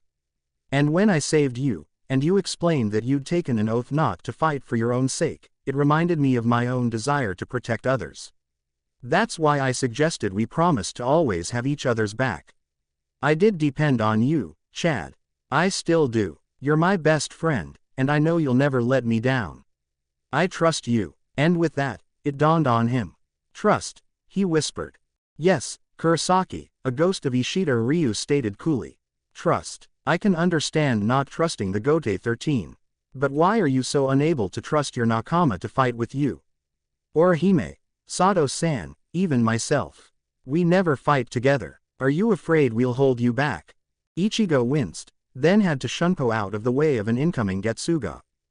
If he was honest with himself, then yes, part of the reason he never fought alongside his friends was because he was afraid of them holding him back in battle. But another part, I'm more afraid of getting you guys caught in the crossfire. I'm strong enough to crush mountains with a mere swing of my sword.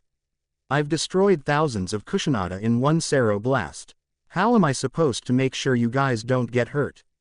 I'd rather you not be nearby when I go all out. You don't trust us, Kurosaki-kun. We're strong too, Inoue pointed out lightly. Why can't you trust us to take care of ourselves in a fight? I do, Ichigo insisted. If I didn't, then I would have dragged you all to Hueco Mundo with me so I could protect you. You just can't trust us for fights that you're in, right? Inoue finished sadly. So why haven't you talked to us about it? Don't you trust us at least that much? Why can't you let us make our own decisions? Tatsuki appeared and stood next to her best friend, Inoue. When I wanted to join, you showed me the kind of power you were fighting against, and forced me to acknowledge that I wasn't strong enough. You showed me that much trust and respect, to let me see the truth of the things. Why can't you do the same for your other friends? Ichigo had to fight hard to resist hanging his head in shame. You're right, he admitted. They deserve to know the truth. I trust them, and I'll apologize when I get a chance. If we can work it out, I could use the help. It wouldn't be the first time I've abandoned a protector's pride. Something in those words felt right, giving the same sense of meaning as those other phrases had. The ghosts vanished, leaving Ichigo and Zenny watching each other carefully. I honestly wasn't expecting you to dispel that one, Zenny admitted. It was tricky, Ichigo agreed. Pride and trust. Another of Hell's favorites, Zenny explained. He can use two concepts at once, and those two tend to complement each other, because pride gets in the way of trust. Ichigo looked at his opponent critically. There's more to it than that, he observed calmly. You wanted me to look at keeps us from rejoining. What's left of my pride has trouble accepting that I could go to hell after everything I've done. And I have trouble trusting you because I know how much time you spend with my enemy.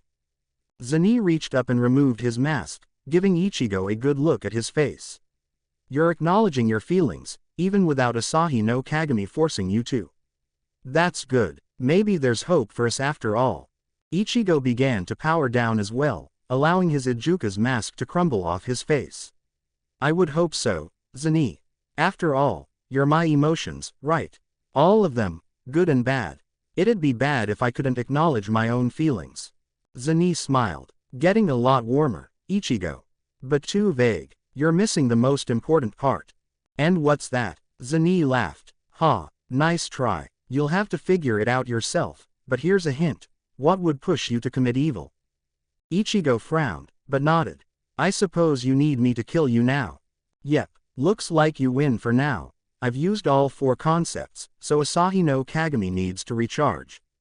And we both know that if you'd gone Resurrection, you would have beaten me before I could send out the last two. Besides, you can tell, Grimjow's dead already, and the Wizard are making short work of that army. Zenny glanced that way and whistled lowly. Wow, they're really taking them apart. Should have guessed that, considering that they were all pretty strong as Shinigami. Only makes sense that they're that strong as hollows. Ichigo stepped up to Zenny, holding Tensa Zangetsu tightly. Are you ready? The smile on Zenny's face softened just a bit. Having trouble killing me, Ichigo? You certainly had no problem last time, and you never showed hesitation against Cazador. That was before I really began to understand that you were part of me, Ichigo admitted. And I finished Cazador because I knew he wouldn't give up until I had. You're not out to kill me. You're trying to make me learn more about myself, and by proxy you. Zenny gave a slight nod, accepting the point. On a more serious note, you do realize that it's necessary for me to push you like this, right? The only real defense against Asahi no Kagami is to know yourself, and you won't have a prayer of beating hell if you can't acknowledge who you are and how you feel. Ichigo took a deep breath and nodded. Yeah, I get it. Then a thought occurred to him. Does this have something to do with those dreams? Reaching enlightenment and bringing out the world of my heart. Zenny practically jumped and stared accusingly at Hell's Zanpakuto. Whoa, Asahi, what was that about? To Ichigo, he clarified, she just cackled directly in my head. I have no idea what you're talking about, Ichigo, but I bet anything she does. He paused. And she's refusing to tell me anything. Figures. Ichigo smothered the urge to chuckle at his counterpart's expense. We should probably get on with it, he finally said. Yeah, just get it over with. Zenny offered Ichigo a smirk. We'll see each other soon enough. Nodding, Ichigo hardened his heart and resolve. With a single swing, he decapitated his opponent, and watched as the hell portal sucked his corpse away. Then he turned and looked towards the Vizard, considering whether to join them. After a few moments, he shook his head and turned away, starting to walk back to Las Noches. He had much to think about. Hiraku Shunsui rarely had cause to visit the Kido Core, but more and more he found that his thoughts were centered there. There was so much going on, so many contingencies being planned and prepared. Yama Jii was training, reacquainting himself with the highest of seals that he knew. Kuretsuchi was incredibly busy between helping Urahara shift the Dongai, and preparing a number of possible anti-Togabito devices. Kenpachi was training Madarame personally. Soifun was working on increasing her Raryoku reserves, presumably so she could fire her Bankai in succession when it came time to invade Hell. Komamura was much the same, working on his speed and Raryoku. Amagai was preparing his Togabito capture team, and Shunsui had to admit, while he'd seen better teams, he'd see far worse as well. They were well balanced and were well on their way to becoming great. In another century or two, they could be as close-knit as he and Jashiro were, or Kurosaki Ichigo and his companions. While they were all well and good, Shunsui couldn't help but think that the Kido Core had the best chance of success in creating a permanent solution against Hell. Even if Yama Jii and Ichigo-kun worked together, which Shunsui privately felt would happen only if it were absolutely necessary, Hell could not be killed permanently. He had to be sealed, and if it took the Ryo using an unknown method to shatter Hell's soul, then it would probably take the same or better this time. And unless Yama Jii was hiding that monster of a forbidden Kido in his beard, it would need to be reinvented. Hence, the Kido Core. Naturally, even the knowledge that Soul Society was researching the subject would be incredibly damning. As a result, only the Taicho and Fukuteicho of the Kido Core had been consulted, and so they were the ones trying to develop the technique, though allowances would be made if they needed to consult with other knowledgeable members. And while he knew developing a new Kido took time they didn't have, Shunsui couldn't help but go check on them, at least to determine if they knew how much time it would take. Shunsui strode purposefully to a large white building in the center of the area claimed by the Kido Core. Similarly to much of the Gotei 13, the Kido Core had subdivisions that focused on different branches of Kido. However, unlike the Gotei 13, each subdivision only had 4 tiers of similarly skilled members. If Shunsui could remember correctly, those tiers were Apprentice, Journeyman, Master, and Sage. In any case, each subdivision had its own building, with all the structures forming a circle. Any Kido Core member could go to any of the other subdivisions to learn. In fact, they were encouraged to do so upon joining, as combining the principles of many different kinds of Kido tended to create new spells, or modify existing ones in a beneficial way. So one could be master of a branch of Bakudo, but only an apprentice at fire-oriented Hado spells, for instance. Shunsui passed one of the buildings he himself had studied at, a small smile coming unbidden to his face from the moment of recollection. The Kido Corps worked closely with the Gotei 13, and every Fukutecho class Shinigami with proficiency in Kido was approached by the Kido Corps and offered a chance to learn. As Shunsui understood it, it was a mutually beneficial arrangement. The Shinigami in the Gotei 13 were given an opportunity to grow stronger, while the Kido Corps gained access to someone with a great deal of experience and power to test their spells and provide valuable feedback and ideas for new spells. Shunsui sighed, lost in memory. Lisa had been so close to being extended an invitation from the Kido Corps before Aizen had hollowified her. He was sure that his old Fukutecho's dream of combining Kido and Zanjutsu could have become a reality given a chance. Who knows? Maybe it still would. Lisa was young yet, and if all turned out well, the Vizard might be reaccepted into the Gotei someday. Sighing once more, Shunsui refocused on the present just as he was approaching the doors. This was the one building no one lacking the rank of sage could enter without explicit permission from the Taicho. Under normal circumstances, Shunsui would never have been allowed in, but Yamamoto and the Taicho of the Kido Corps had jointly decided that he would be allowed for the duration of the Hell Crisis. He knocked twice, and after a few moments, the door opened, revealing a person covered almost entirely in black and gray fabric, leaving only his blue eyes and pale hands visible. "Hieraku Taicho," he greeted. "Come in." "Thank you, Sage." Shunsui stepped inside. "I have come to see Arakaki Taicho. Is he available?" "Please wait here." Nodding amicably, Shunsui waited patiently for about 15 minutes, then a half hour. He wasn't insulted by the wait. In his own time studying with the Kido Corps, he'd once had to wait 2 hours for a meeting with a sage, who had unexpectedly had a burst of inspiration concerning one of his projects. And the sage was the one who had summoned him to begin with. But that was the way of things here. The unceasing pursuit of knowledge and mastery of Kido came first. Shunsui had been waiting for nearly 45 minutes when Arakaki Taicho finally arrived. Arakaki Hayato was tall but lean to the point where he could be described as almost skeletal. Despite this, Shunsui could feel from his reiatsu that he was relatively healthy. His hair was very short, and while normally he was clean-shaven, Shunsui could see some stubble beginning to grow in. "Hieraku Taicho," Arakaki greeted him lightly. "I presume you've come to check on our progress." Shunsui smiled sadly. "I'm afraid so. I apologize, Arakaki Taicho. I fear that you may start to hear too much from me as this situation with hell wears on my nerves." Arakaki waved his hand in dismissal of the idea. "Not at all. Come, I have much to tell you."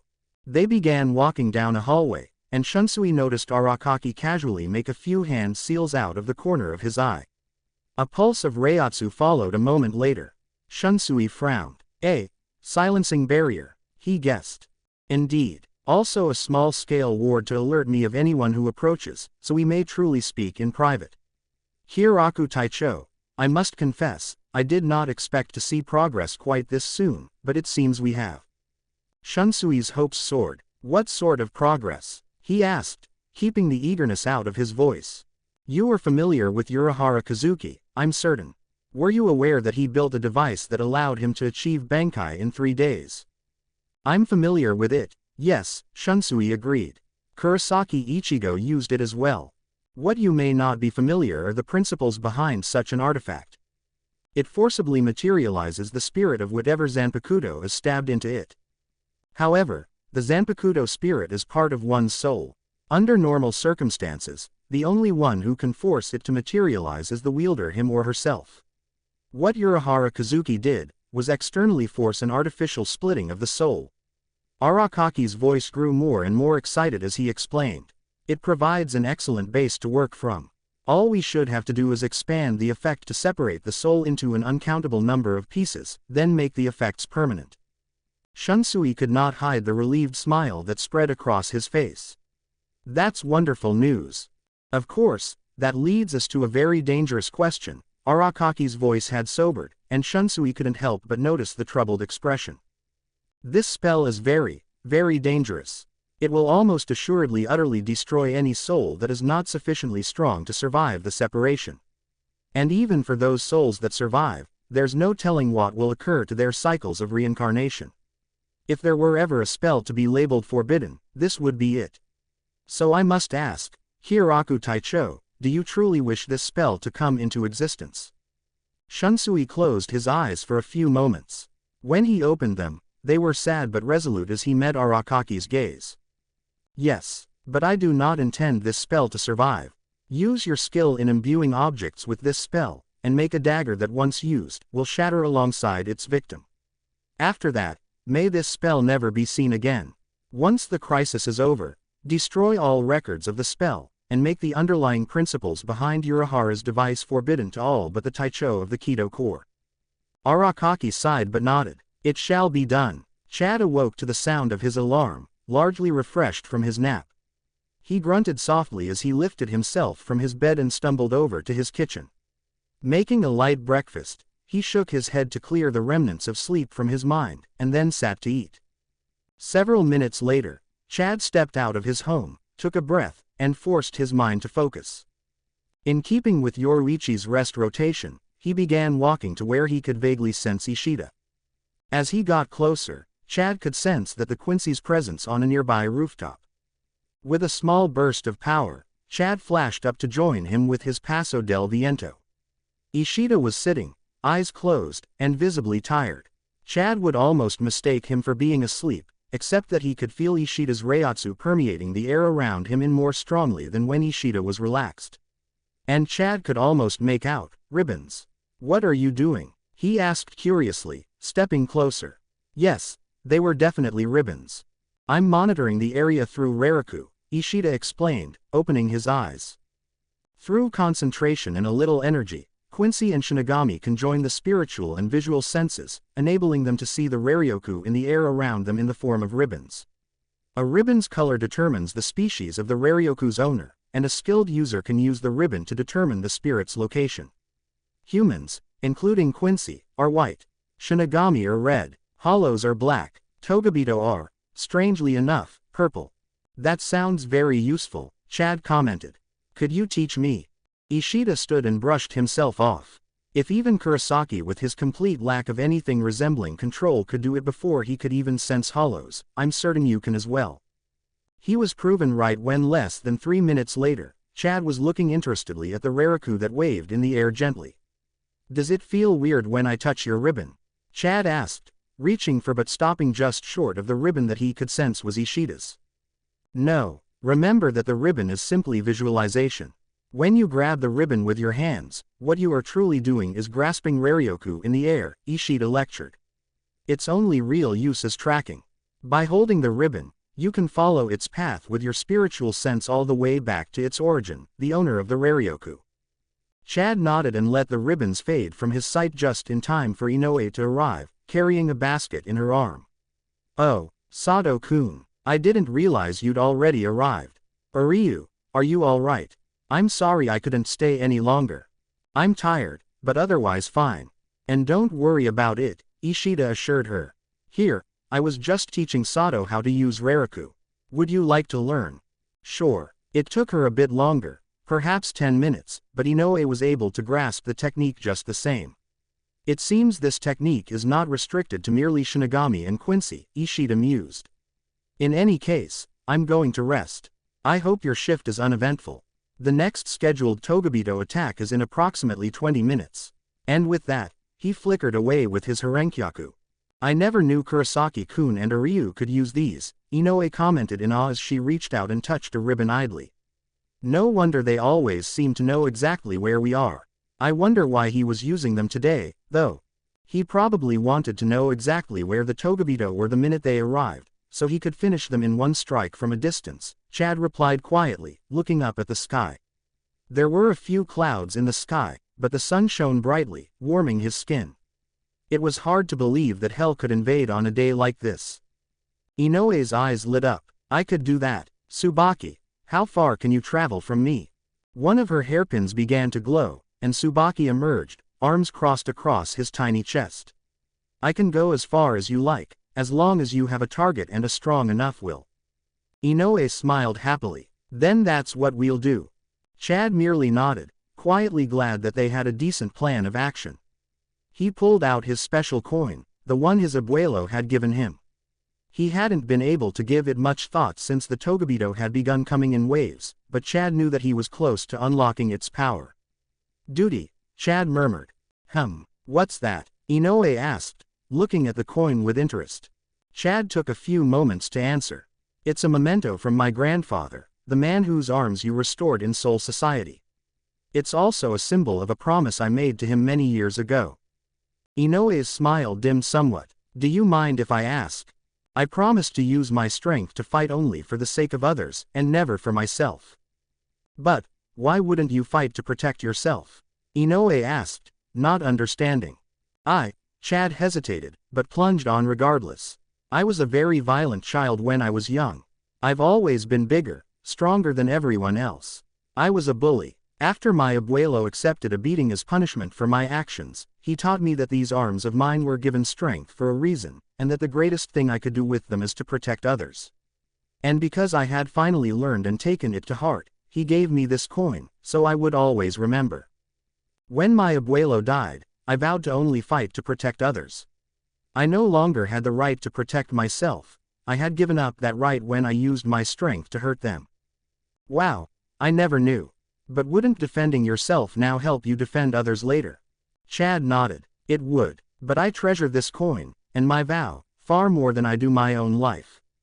Thankfully, Ichigo and I have promised to protect each other, so when I cannot protect myself, he will protect me.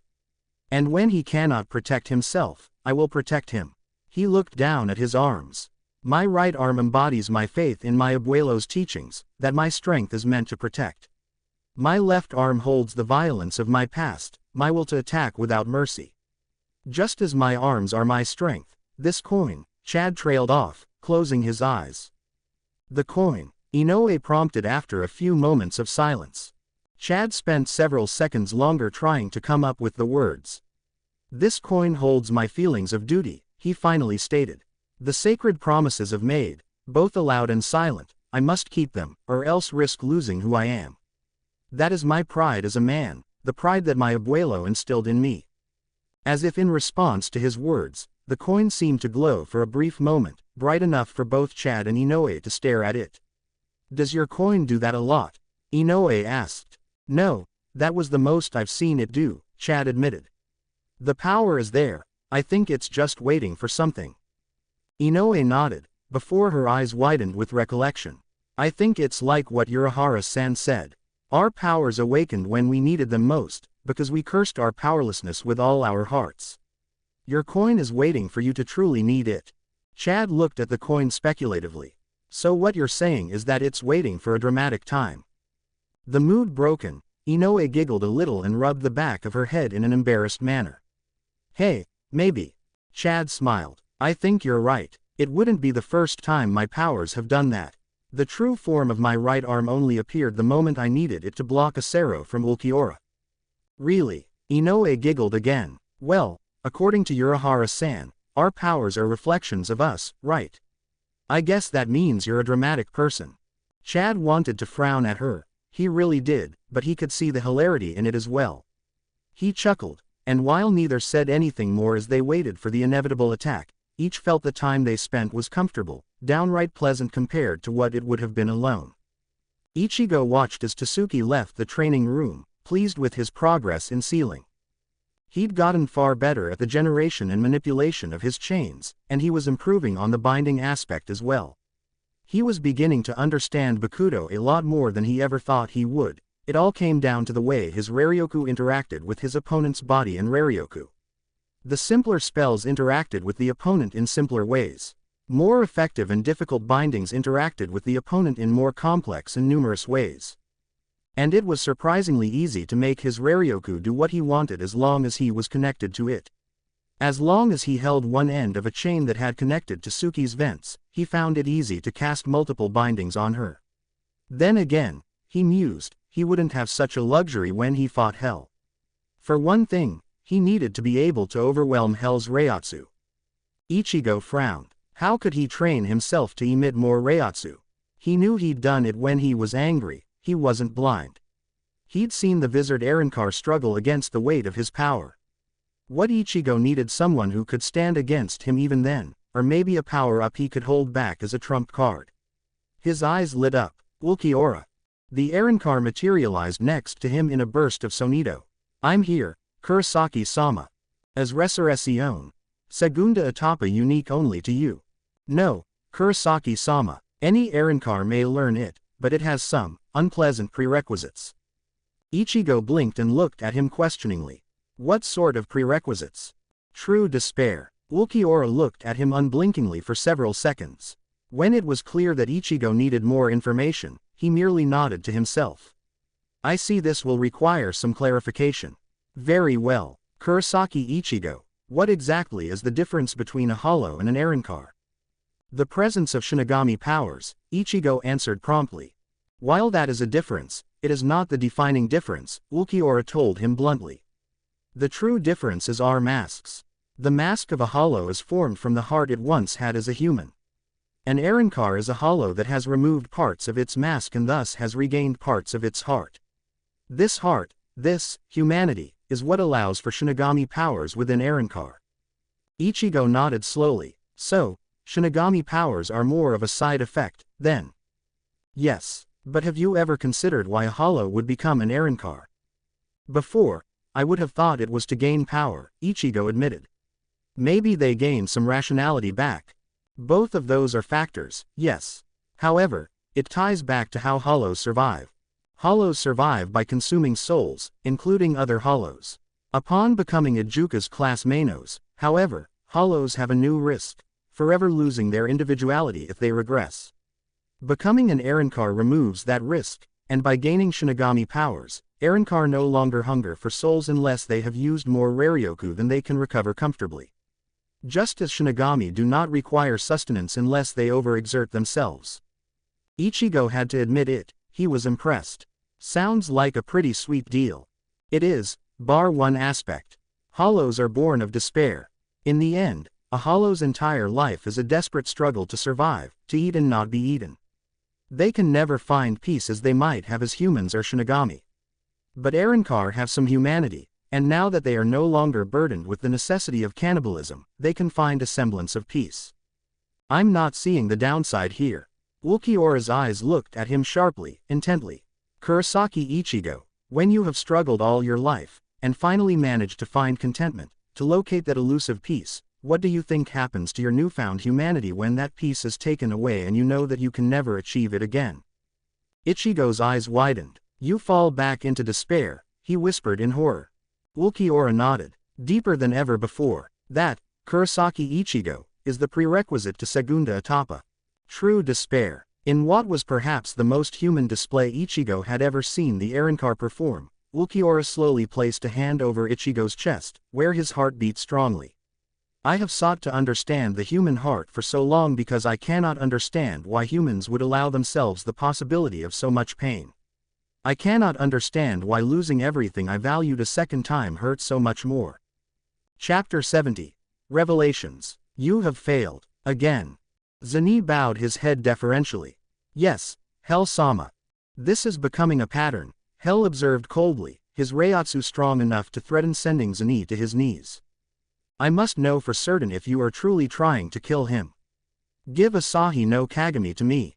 Wordlessly, the Togabito drew the blade and offered it to Hell, who took it without hesitation. You used all four concepts against him, and you still lost. Hell's Reiatsu grew more intense with accusation. Tell me in your own words what happened. I shall be checking them against Asahi. Yes, Hell-sama, when we began battle, I used the concept of betrayal to shake Ichigo's resolve. He is at his strongest when he is most resolved, so I was attempting to weaken him. It worked, to an extent, but he summoned his Hollow's blade and pushed it into Bankai. It compensated for his lack of focus by granting him even faster reflexes and speed. Despite your gift of power, he was able to fight me evenly at that time, until he realized the concept and acknowledged his feelings. Zenny didn't even need to leave anything out this time, surprisingly enough. So, Kurosaki Ichigo has worked out how to dispel the illusions, Hell murmured.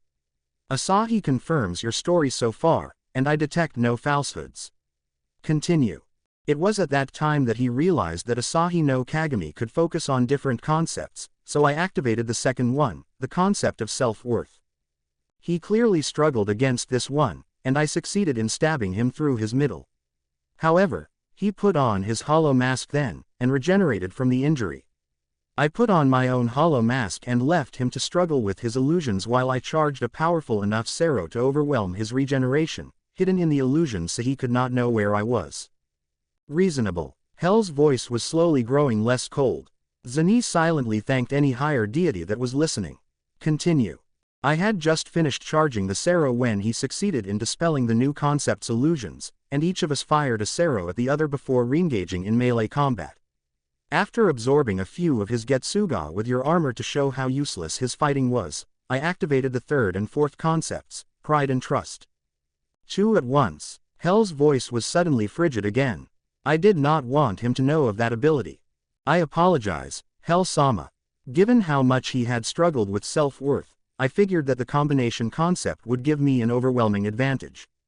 However, Ichigo must have been training his spiritual sense, as he was consistently able to sense my incoming Sero and Getsuga attacks, shunpoing out of the way. After struggling with it for a while, he managed to break the illusion. Zani pasted his most apologetic look with a shrug. With no concepts remaining, it was only a matter of time.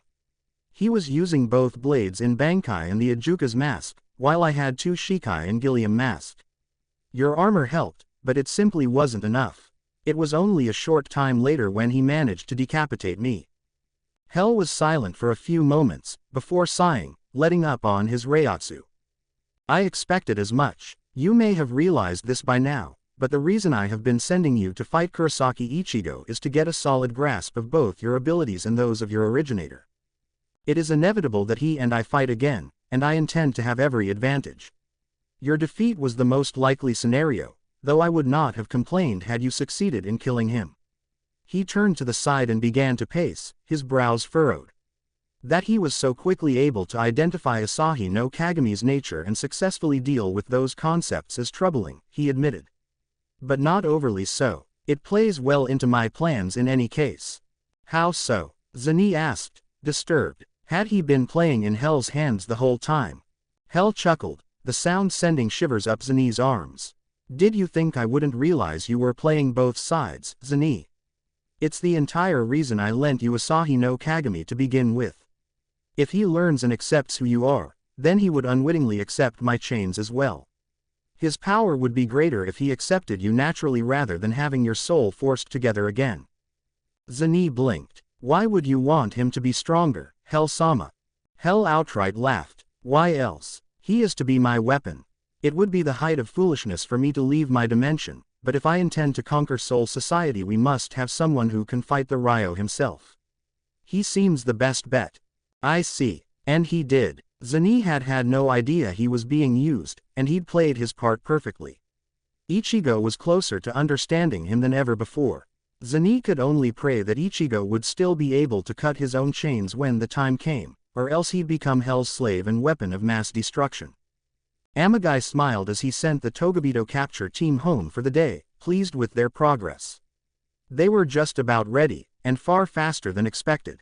Hinamori had taken the Kido specialists for individualized training, as Kido was her specialty, leaving Amagai with Daiki and Hayate. Both of them had problems that required significant work. Hayate needed to train his situational awareness, and Daiki needed to improve both his strength and speed. So Amagai had decided to kill two birds with one stone by having his students fight him. All day, he'd chased his students through Seraiti, forcing them to constantly run away or fight him. Anytime Hayate activated his target technique, Amagai would start using indirect tactics that, more often than not, placed Hayate in an embarrassing situation. The bucket of cold water just above a door was a classic, and one that Hayate had been hit by no less than 3 times until he'd been able to expand his awareness enough to see it in time. Oh, it had been hilarious watching him sputter, sopping wet and having lost the single-minded concentration of his target technique. With Daiki, however, a different strategy was necessary. He would have fit right in with the Onmitsukido, with his preference for shunpo and hit-and-run tactics. So, Amagai had decided to train him the same way. While Amagai was playing with Hayate, Daiki could do anything he wanted, except go more than 50 meters away. Except, at random, Amagai would shunpo and attack Daiki. And if Daiki attacked first and failed to get away in time, his Taicho would hit back. The only way to avoid pain was to get faster at shunpo, so he could slip in and out of Amagai's guard too quickly for retaliation. By the end of it, both Hayate and Daiki had been panting, exhausted on the ground. But they'd improved significantly. Hinamori was also rather proud of her students, so Amagai had once again treated them to a meal before sending them home. A black butterfly fluttered down in front of Amagai, distracting him from his good feelings about the day. He allowed it to land and listened for a few moments, and then the butterfly flew away. Amagai sighed. There went any sense of good feelings. Yamamoto had just summoned him to the 1st Division barracks. Best get this over with. With that, he flickered away.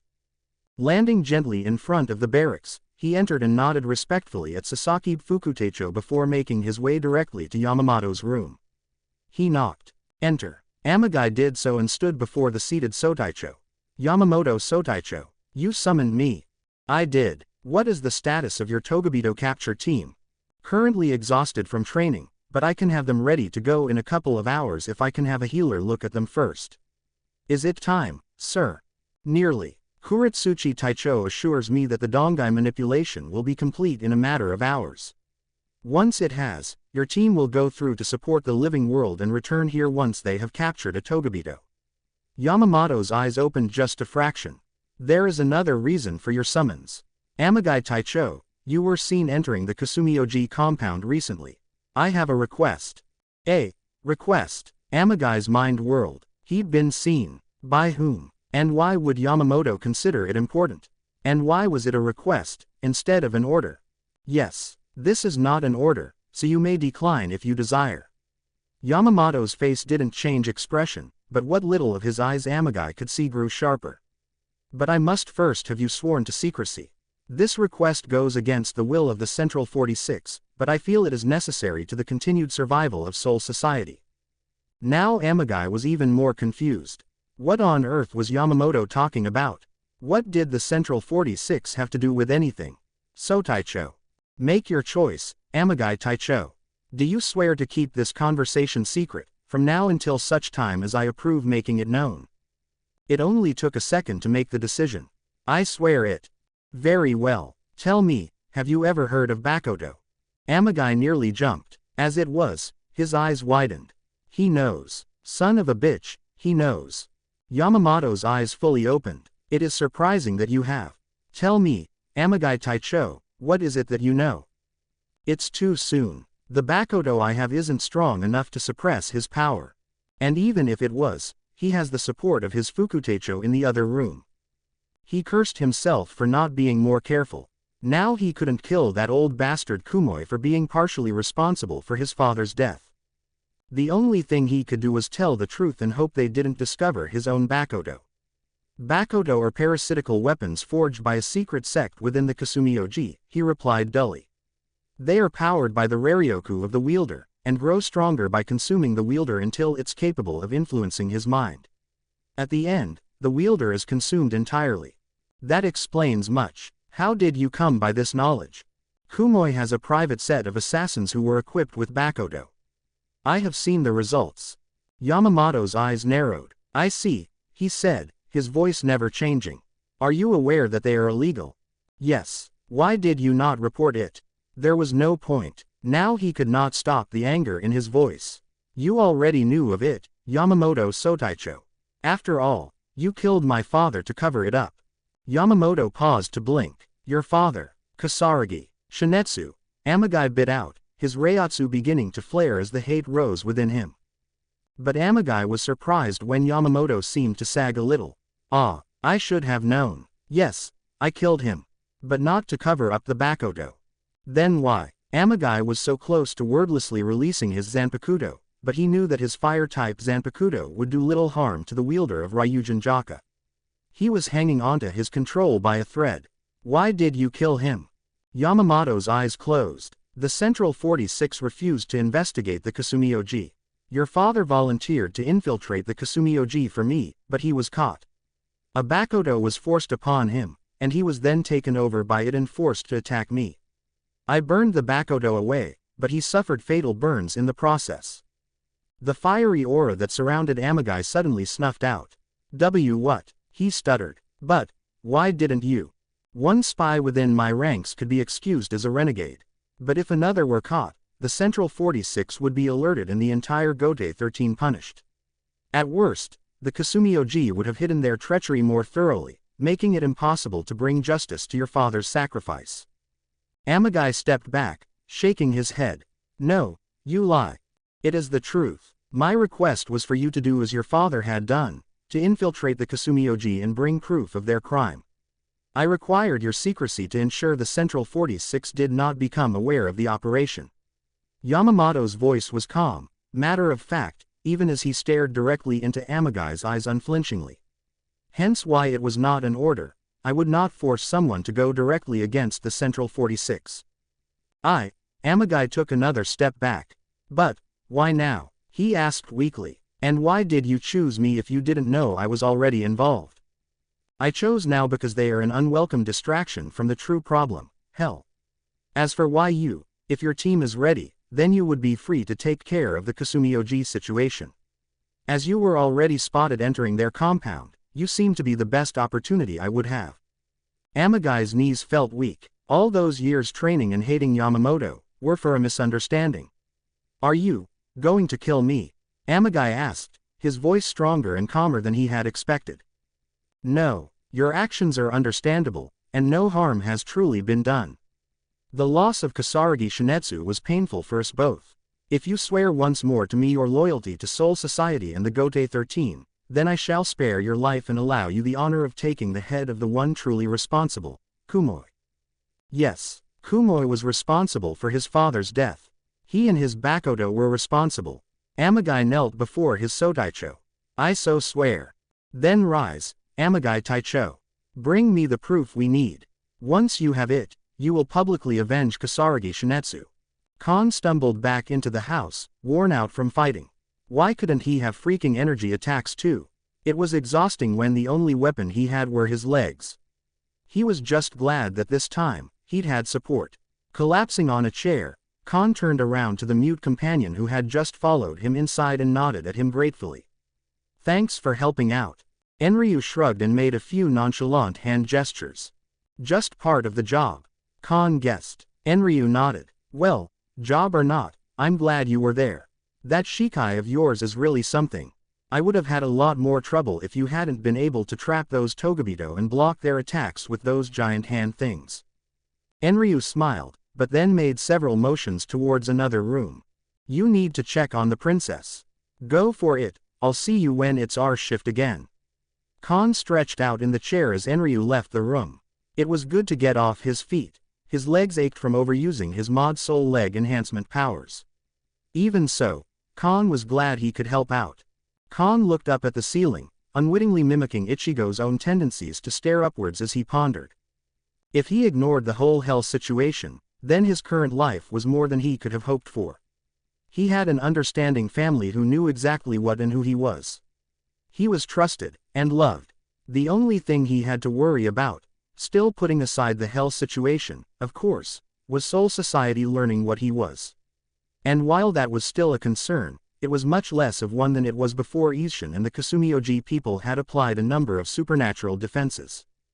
Khan smiled. It was a much better life than he'd originally thought he'd have, when he'd first luckily escaped the mass extermination of mod souls. Khan, a quiet voice asked hesitantly. The mod soul, startled from his thoughts, looked at the girl who had addressed him. It was Karen, and she looked rather troubled. Karen, what's wrong? Karen's face twisted in a form of exasperation. It's that obvious. Well, when you're making a face like that it is, Khan retorted. So what's up? Karen sighed. Can you keep a secret? Khan fought the urge to laugh. Karen, my own existence is secret from pretty much everyone. Who would I tell? Yuzu. Ichigo. Dad, Karen said shortly. I don't want anyone to know. Not even them. Khan's smile slowly faded. That's serious. More embarrassing. Really, Karen admitted. But, I really want to keep this private. Khan looked at her seriously, then gave a short nod. I won't tell anyone. So what is it? In response, Karen activated her eyes, which suddenly became a solid white, erasing any hint of an iris. Khan nearly tipped the chair over backwards in surprise, but recovered a few seconds later. Karen, what sort of power is that? He demanded. I call them the eyes of the oracle, Karen answered, grimacing. Khan watched as her eyes slowly went back to normal. When I use them, I can see things about a person. I know things I shouldn't be able to know, see things that I shouldn't be able to see. Like just now, I could see that your real form is a little green pill, that Khan was a name my brother gave you. I could see that you've been afraid for a long time but you're finally allowing yourself to hope. Khan swallowed. That's a bit of a scary power, he confessed. A little, Karen agreed softly. But I'm having trouble keeping it turned off. It's trying to stay constantly active. Yeah, and since you're the only one I know whose powers directly affect your own body, besides Sato-san, but I can't leave the house so, Karen trailed off. I get it. You want to know how I control it. Khan leaned back in the chair, trying to find the words. Who would have thought a human would approach an artificial soul for help? The Kurosaki family truly was a weird bunch. But he wouldn't have it any other way. This needs a bit of background. You up for a bit of a lecture? Karen sighed, resigning herself to it. If it helps. All right. That power in your body is known as Raryoku, and everybody has a different amount of it. But Raryoku reacts to emotions, strong and weak. A Shinigami is stronger when he has a strong emotion like determination and resolve helping the Raryoku flow. Like Ichigo. Khan nodded. Like Ichigo. But a Shinigami loses strength and control over his powers when he is plagued by doubts, uncertainty, or other kinds of emotional instability. He smiled. Your problem, Karen, is that you are unstable. You resent being helpless. You hate being confined in this house, forced to wait for someone else to save the day while you can do absolutely nothing to help. And while you understand it here, Khan tapped Karen's forehead with 2 fingers, you can't help but want to prove them wrong here. He moved his hand to tap her chest where her heart was. How? Karen whispered, stepping away with wide eyes. How can you know that? I don't need fancy eyes to tell me how you're feeling, Karen. Khan smiled sadly, withdrawing his hand. I felt the same way when Rukia was taken by Soul Society to be executed for giving Ichigo her powers. He was silent for a few moments, then took a deep breath and soldiered on. Anyway, Karen, that strong desire, that constant sense of indignation you feel, that quiet resentment you nurture, all of that is making your Raryoku very, what's a good word, reactive. When you're calm and focused, you're able to suppress your power, but when you're frustrated or curious enough to let your control slip. Karen understood. Then my power activates. So what do I do in order to fix it? Khan shook his head. You need to resolve the emotions that are making your power so reactive, or practice your control so you can control it even then. Karen bit her lip. How did you get over it, in your case?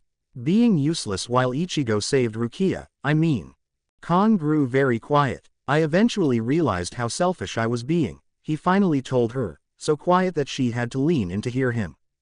He had entrusted me with his body while going to save her, so I was here, with his family, for days.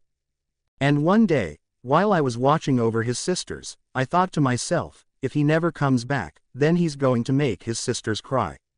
It was then that I realized just how much he had to lose, how much he had risked. I, who had no family, no friends, no one to come back to, I didn't really have much of a life anyway. I would have happily risked it for Kuchiki Rukia, because she saw me as a person. But I had forgotten, Ichigo saw me as a person too. An annoying one, but a person nonetheless. He'd beaten me in his own body before, and the Shinigami who had taken Rukia had curb-stomped him. He knew there was no way I would survive Soul Society. Hell, he didn't know if he'd survive, even after Urahara's training. Don't you see, Karen? He gave me his body so if he didn't come back, at least I would be able to live the human life I had always wanted. He gave me his body so I could protect his family if he didn't make it back. Karen's eyes widened, and she stepped back as her hands flew to her mouth in horror. She hadn't made the connection before, when Ichigo had described going to Soul Society to save Rukia, and her brother had glossed over the fights. To think that he'd gone with the knowledge that he could die.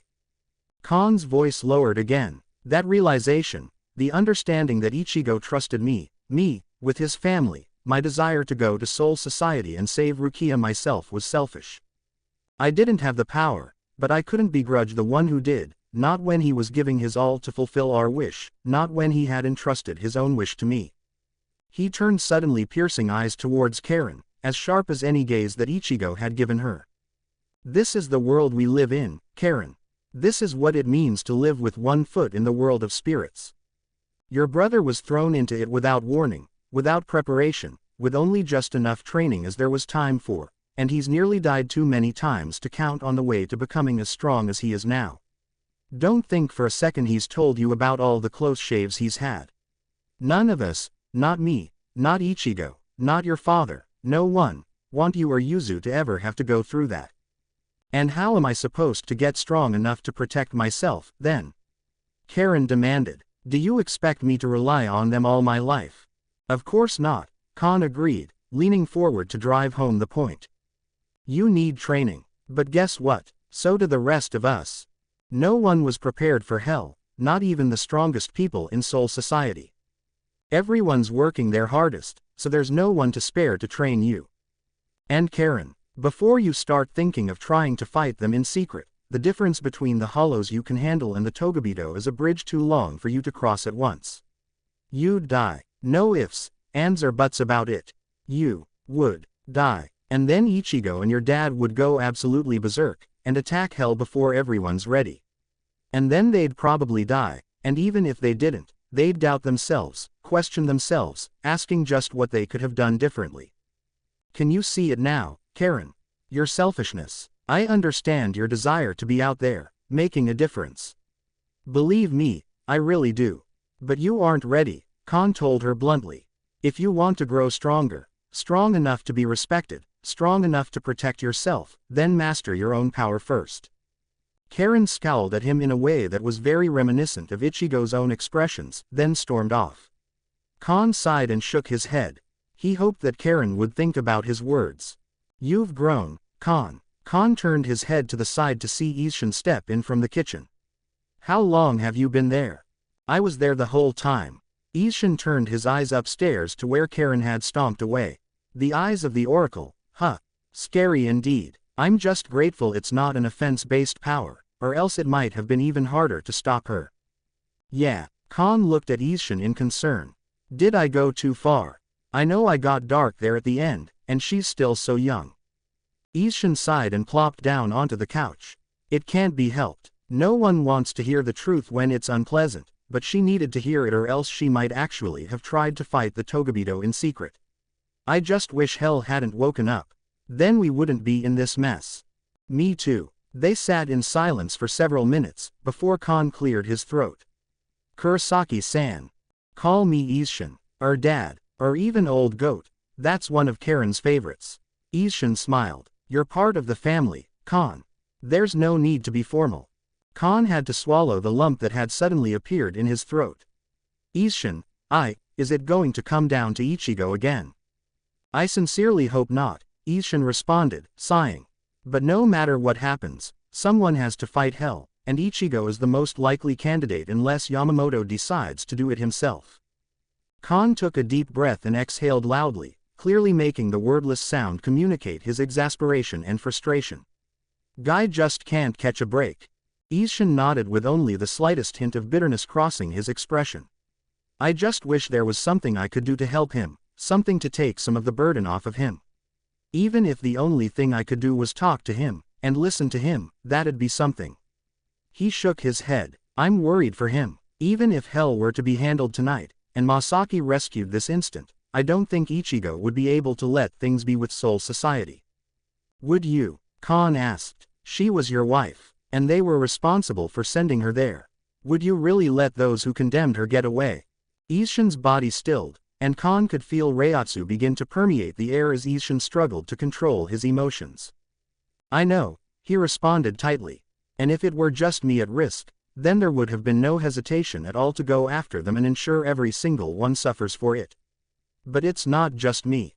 Ishin took a deep breath and sighed loudly, forcibly relaxing his body.